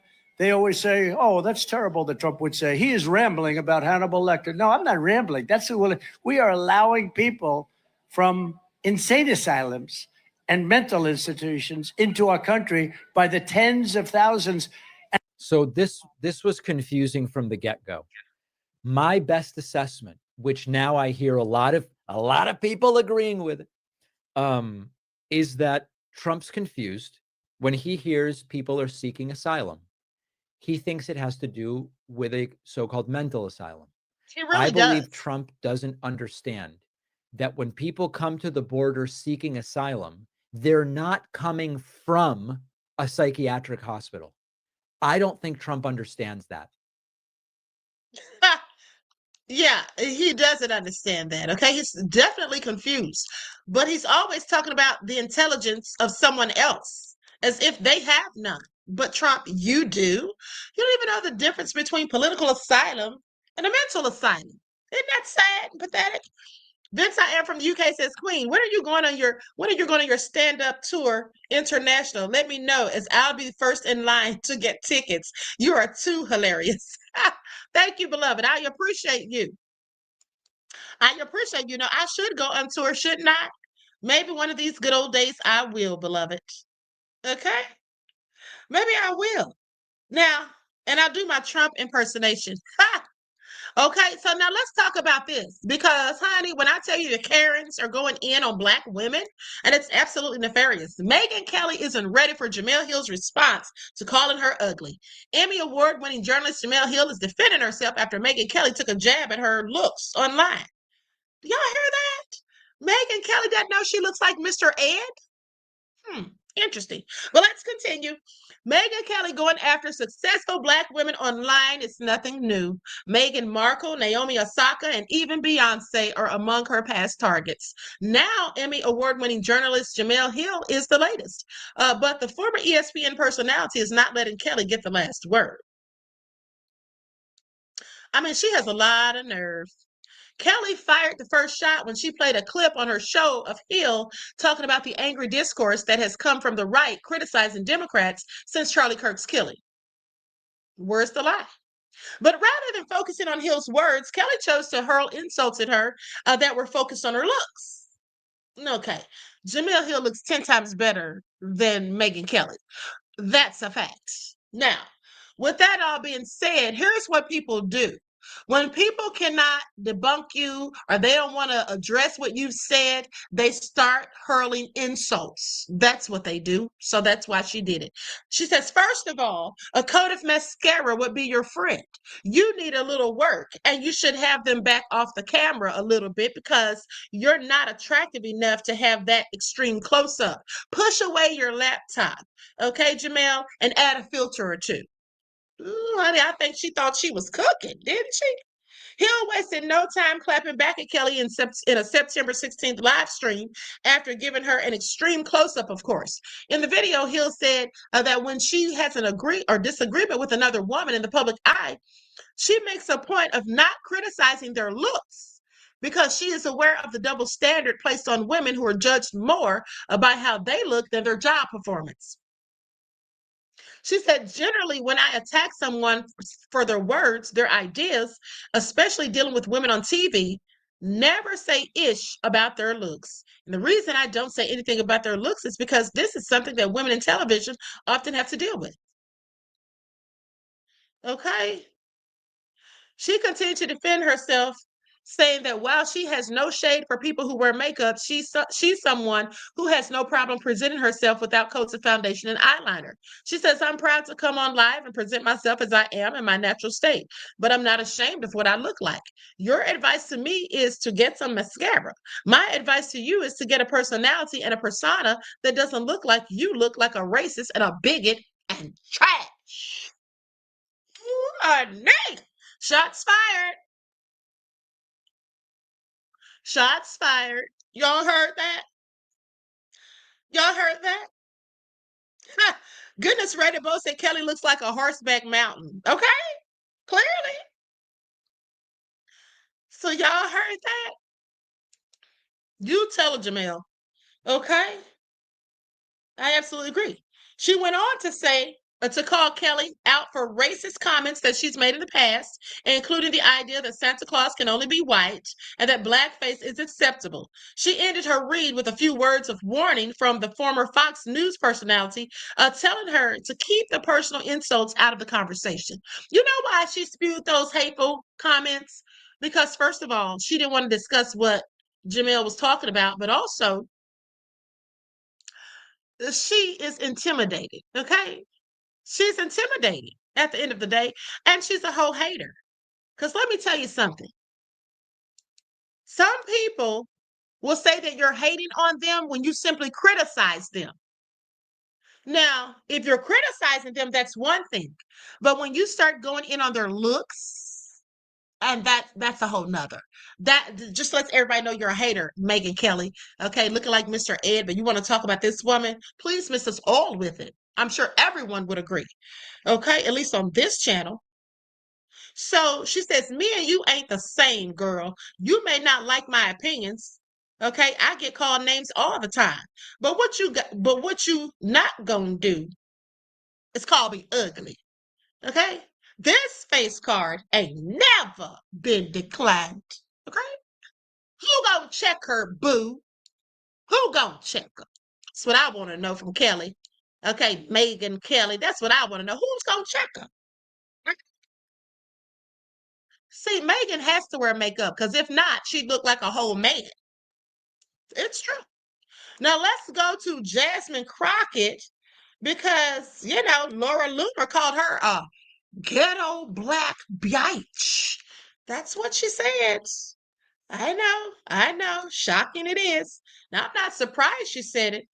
I just was kind of perplexed that she said it out loud, that she posted it on her social media, and it's been up for days now. Yeah, I found it all interesting. Okay, I found it all interesting. So let's get into it. First, we'll hear what Little Miss Crockett said to tick her off. Oh, so egregious. So one of the things I do want to point out that's not been laid out that honestly hurts my heart is when I saw the no votes, there were only 2 Caucasians. For the most part, the only people that voted no were people of color, because the rhetoric that Charlie Kirk continuously put out there was rhetoric that specifically targeted people of color. And so it is unfortunate that even our colleagues could not see how harmful his rhetoric was specifically to us. And you know what? One of the things I do want to point out that's not been laid out that honestly hurts my heart is when I saw the no votes, there were only 2 Caucasians. Okay, so now with that all being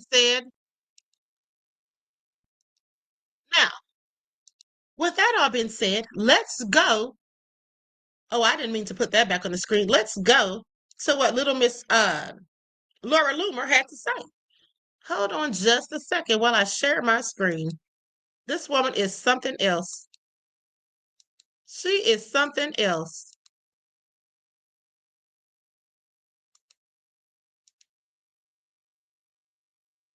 Now look at this.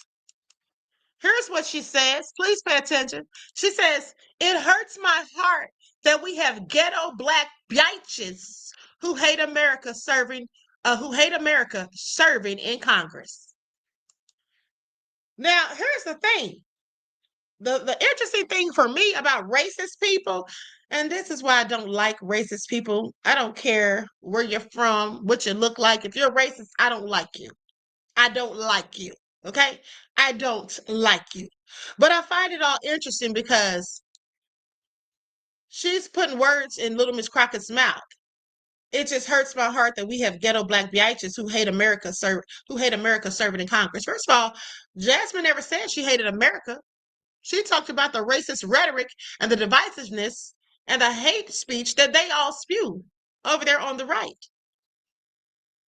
But for that, she got called a ghetto black bitch.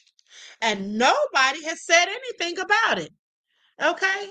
Nobody has said anything about it. So that lets me know everything that I already knew, clearly. Okay, please pay attention. Just going in and being so low down and nefarious at the end of the day. Now, with that all being said, let's talk about it. Okay? Let's talk about Jimmy Kimmel. Because Jimmy Kimmel's coming back Tuesday. Ha!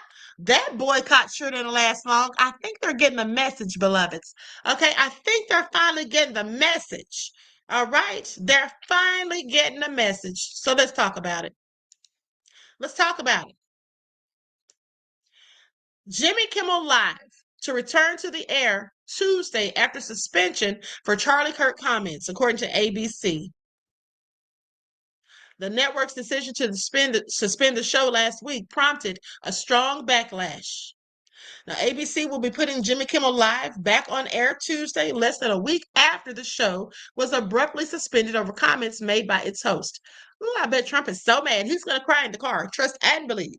Now, the network announced last Wednesday that the popular late night show would be suspended indefinitely in response to Kimmel's comments about the political response to conservative activist Charlie Kirk's death. Now, see, I don't like the way they say that because they try to frame it as though he said something derogatory about Charlie Kirk. All I heard him say was that the right is acting like they didn't have anything to do with it, like it came from the left, when we all know it was them. Okay? Last Wednesday, we made the decision to suspend production on the show to avoid further inflaming a tense situation at an emotional moment for our country. Okay, that's what the Walt Disney Company, which owns ABC, said in a statement on Monday, saying it is a decision we made because we felt some of our comments were ill-timed and thus insensitive. We have spent the last days having thoughtful conversations with Jimmy, and after those conversations, we reached the decision to return the show on Tuesday. No. Don't fall for it. Don't fall for it, beloveds. This is all because of the projected losses they were going to endure. Okay, I reported this to you on yesterday. That's what this is all about. Blood and revenue is all they care about, like I told you. Okay, and by they, I mean those who have the same mindset as Charlie, Kirk, and Trump. Now, during his monologue on September the 15th, Kimmel said that President Trump's supporters were trying to score political points by portraying Charlie Kirk's accused killer, 22-year-old Tyler Robinson, as a left-wing radical and suggested that Robinson was one of them. Well, I think that he was a left-wing radical. I mean, a right-wing radical. Okay? That's absolutely what I think. Now, with that all being said, his comments prompted Nexstar, who owns hundreds of TV stations across the country, to say it would preempt Kimmel's show on all of its affiliates. Now, Disney responded by pausing production on the show. The chairman of the Federal Communication Commission, Brendan Carr, had threatened to take action against Kimmel for his comments earlier that day. Look, we can do this the easy way or the hard way, he said. Okay, this was during a conversation with conservative podcaster Benny Johnson. So more than 400 Hollywood stars signed a letter published Monday that condemned the threats to our freedom of speech. Okay, they believe Kimmel's suspension represents it. And that is true. His suspension does represent, them taking away our freedom of speech. So more than 400 Hollywood stars signed the letter. Okay, and it was about condemning the threats to free speech. And they said, regardless of our political affiliation or whether we engage in politics or not, we all love our country. We also share the belief that our voices should never be silenced by those in power, because if it happens to one of us, it happens to all of us. And that's exactly the mindset to have. Okay, that is the mindset to have. So it goes on to say, this is a big moment in our democracy, and we must all stand up for principles of free expression. This is what Seth Meyers says. There's a reason free speech is in the very First Amendment. It stands above all others. Now, even some of Trump's most dedicated political allies express concerns about the implications of pulling someone off the air over their political comments. One person said, I think it is unbelievably dangerous for government to put itself in the position of saying we're going to decide what speech we like and what we don't. And we're going to threaten you to take you off the air if you don't like what we're saying. Okay? Or if we don't like what you're saying. Trump administration has pushed back on the implication that Kimmel's suspension represents government censorship. That's exactly what it represents. Okay? Saying this is about Nexstar and Sinclair versus Disney. And that's ultimately a business decision, Carr said. Okay, this is what he told conservative radio show host Dana Loesch last week. Now, Trump, who praised ABC for its courage when news of the suspension broke, argued that the decision had to do with Kimmel's talent and popularity, not the government's intervention, saying that he had very bad ratings and they should have fired him a long time ago.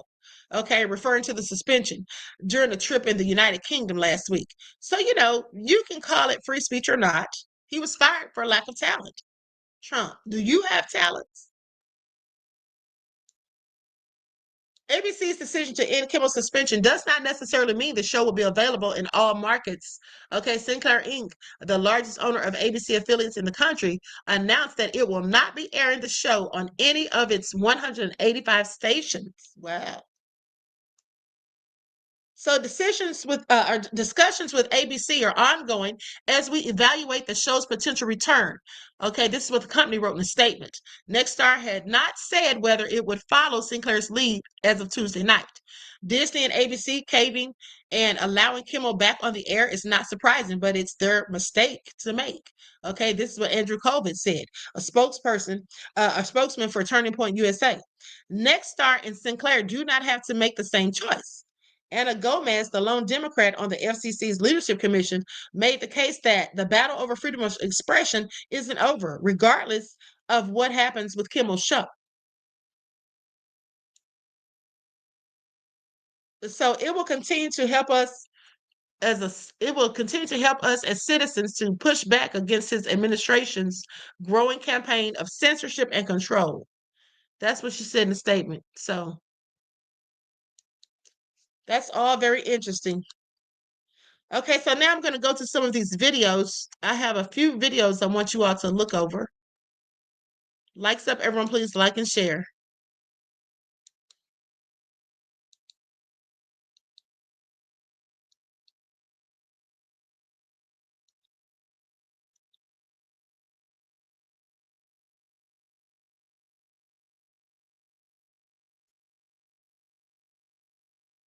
Hold on, beloveds.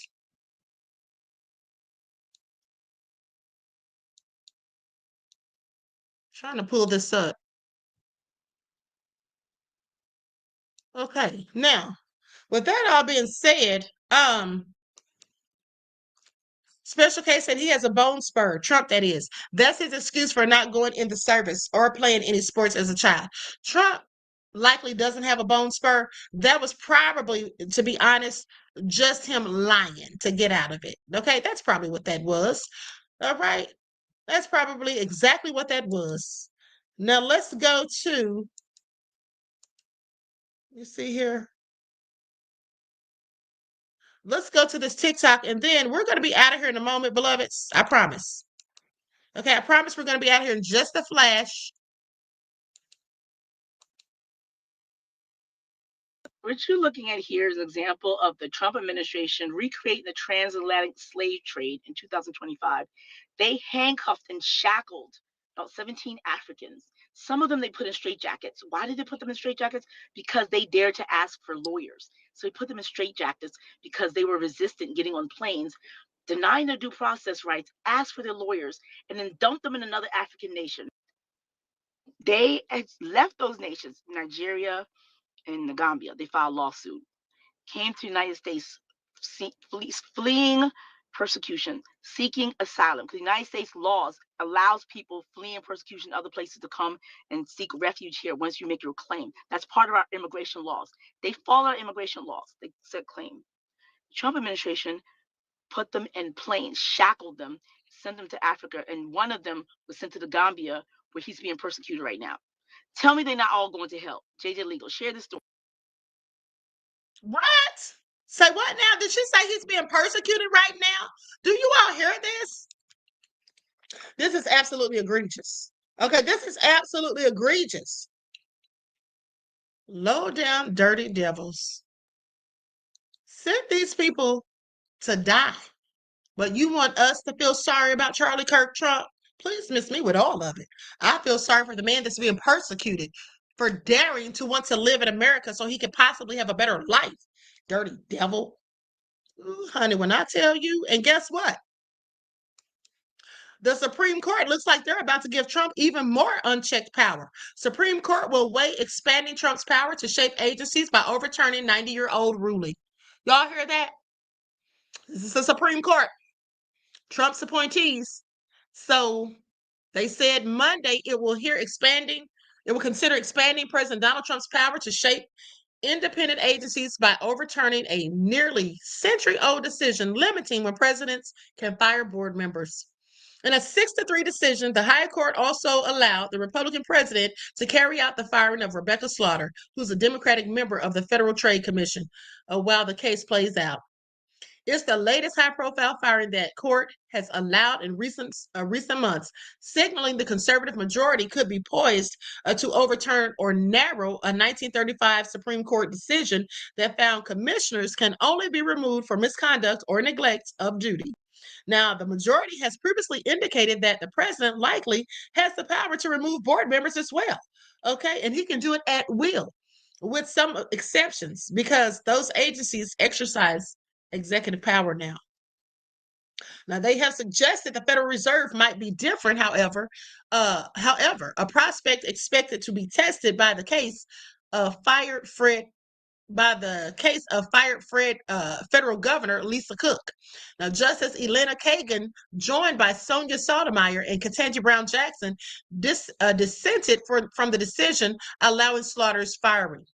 It comes after similar discussions affecting 3 other independent agencies. So y'all hear that? They just getting rid of people left and right. And go fend for yourself. This is all egregious. Absolutely sad. So with that all being said, I want you all to pay attention to something. So you have Laura Loomer going in and saying those dastardly things about Jasmine Crockett. Okay, and then you have Megyn Kelly going in on Jemele Hill, which I find interesting. Okay, which I find very interesting. And then you have some people who don't look like us just doing random hateful things to people who look like us. Let's talk about it for a second. I'm going to show you all this Facebook video if it ever loads. Hold on.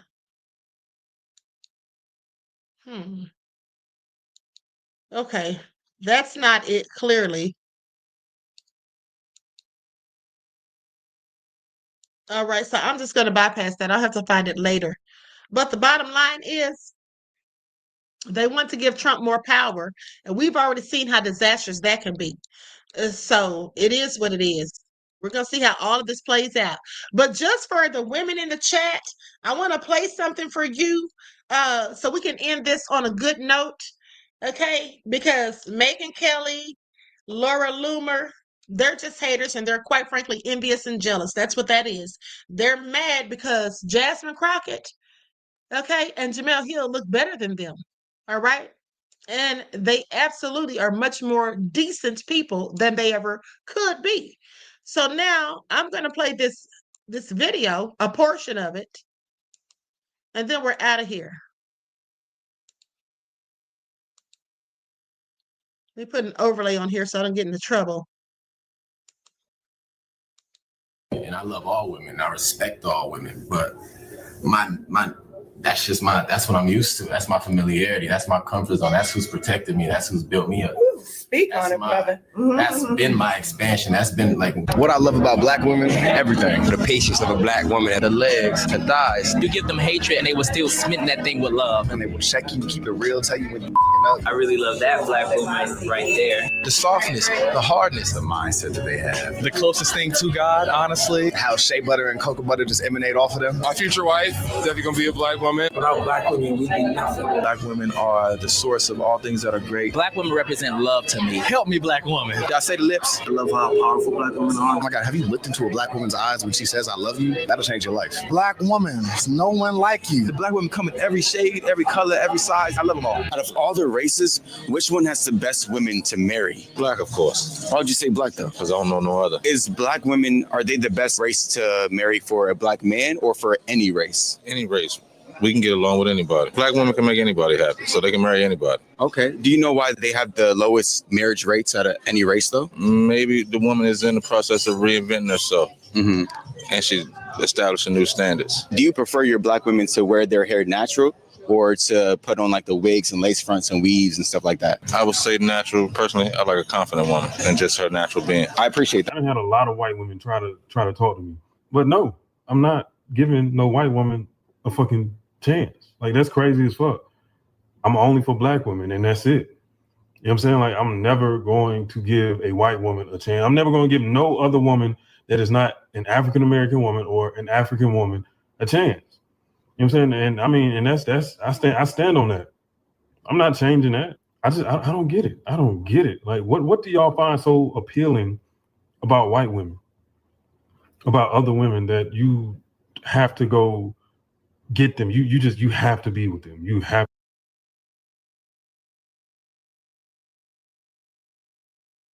Like, I don't discriminate. Okay. I don't play in the snow. I don't not like white girls, but I wouldn't. So you have a type? I wouldn't date white girls. So that's your preference? I talk to a white girl like we cool, but I wouldn't date a white girl. Black Lives Matter and shit like that. I think I underestimated how much I like being black. Like, I like just. And everything about our culture, just from history to now, and it was just like you were saying, like it was just certain things that the white women that I was talking to, and it was never even no like malicious intent, but it was just certain things that I had to either continuously try to explain, or things that I tried to explain and they just didn't get, and it just was always a disconnect at the core of it. And it was just a disconnect that I just never had to deal with because I only dealt with black women majority of my life. Black men, stop screwing around with white women. Yeah, if you're gonna marry her, but stop recreating. I appreciated what Kat said about. Did y'all hear what he said about strippers? He said athletes that go to the club and they be saying, stop it. You're part of the problem. Yeah. Stop. Well, you know, that is sort of true. They want to go to the strip club and then they start messing around with the strippers and then get mad when they get pregnant and want child support and then say, oh, they're gold diggers. You know what they say? Please pay attention. I'm going to fast forward this because I don't want to play the whole thing. But I wanted to go to Godfrey. I wanted to go with to what Godfrey had to say. Okay. How the world looks at us. Yeah. If the world looked at us differently and treated us fairly, I would be okay with it.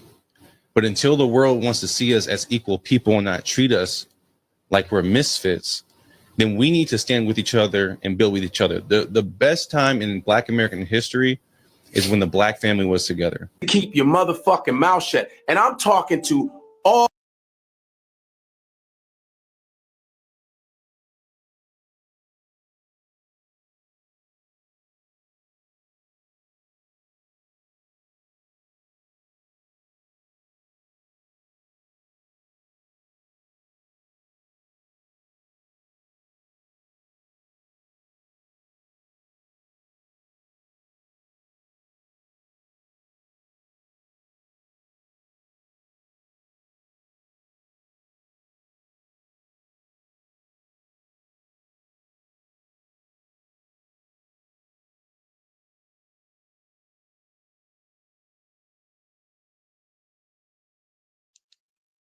All right. All minorities from other races, keep your motherfucking, keep Black women's name out your motherfucking mouth if you ain't fucking complimenting them. This bullshit. I'm speaking up for Black women. Fuck that. You know what I mean? I love Black women. They're the fucking dopest to me. And it's not. I see you all saying no sound. Thank you, beloveds. I forgot I muted myself. I was telling you guys that I was trying to find an overlay because Godfrey said this on Vlad's platform and I didn't want any copyright strikes. Sorry, I forgot I was muted. Taking anything from other women. And what's fucked up too is when you talk proudly about Black women, everyone gets upset. Everyone gets mad because the hatred of Black people is so ingrained that if I go, Black women are amazing. Well, you're being racist. What the fuck? Does that even make any sense? That doesn't even make any sense. Black women are the shit. They age the best. They got the best bodies. You motherfuckers age early. Fuck you. You feel me? With all due respect, DJ Big Six, I beg to differ. Godfrey does not play both sides. How does he do that? Godfrey is always very blatant with what he says and how he feels. I have never seen him playing both sides. Okay? I have never seen him playing both sides at all. And you copy everything from Black women. You dance like them. You talk like them. You ever see other races when girls want to get an attitude? They do this shit. They go, I see Asian girls doing it. I see Latin girls. It's Black women shit. Right? Yeah. You get everything from Black women. Even gay white men steal shit from Black women. Girl, honey. The fuck out of here. Shout out to Black woman, all my niggas. Make sure y'all buy her bundle. Make sure y'all get her nails done. Pay her nail. Okay, so with that all being said, please pay attention. LeVar said nothing is wrong with not being FBA. No, it isn't. It absolutely isn't. Not in my opinion. But it is something wrong with being a whole raccoon. Okay, you can be FBA or non-FBA and be a raccoon. Sadly, yikes. Wouldn't want to be that though. Okay, wouldn't want to be that. That's all I'm saying. So with that all being said, listen, my job here is done. I hope you all know to keep your head on the swivel because it's about to get real ugly in the coming days, in my opinion. I mean, you hear them spouting all of this hatred and vitriol, talking about they don't know what they've awakened, they don't know what they've done, and our enemies and this and that. Who's your enemies? Who's done what? Fear-mongering. That's what that sounds like to me. But I have no fear. Not of the right. I don't have any fear of them. Okay? I don't fear anybody but the Most High. And so they can miss me with it. But that all being said, I'm going to conclude this broadcast. I want to thank you all for tuning in. Please like and share, subscribe to the channel if you haven't done so already. Be sure to click that notification bell and click the word all so you're notified each time the Queen Goddess goes live. And y'all know I love y'all to life. I love me some royals. So I will see you all in the morning with your morning wake-up call. All right. So until then, beloveds, each one teach one. That's how we grow and thrive. Do something productive, constructive, but never destructive. And always remember to keep the Most High first in your lives. All right. With that all being said, I will talk to you all again soon. Peace.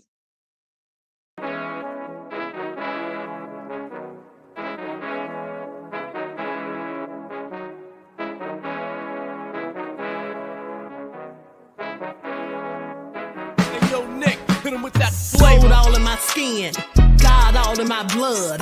Kings all in my circle, you touch one of mine and you're done. They show no love for the queen, why you hating on me?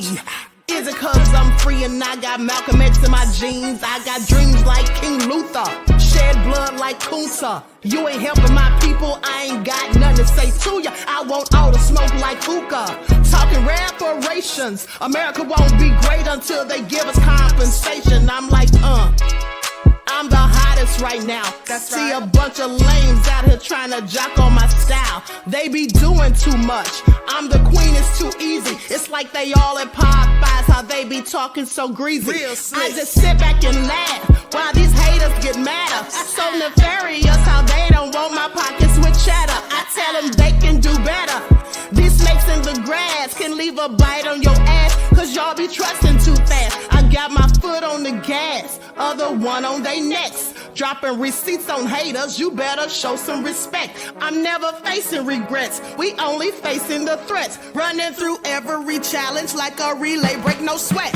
It's a cold game, so I got that blanket with me.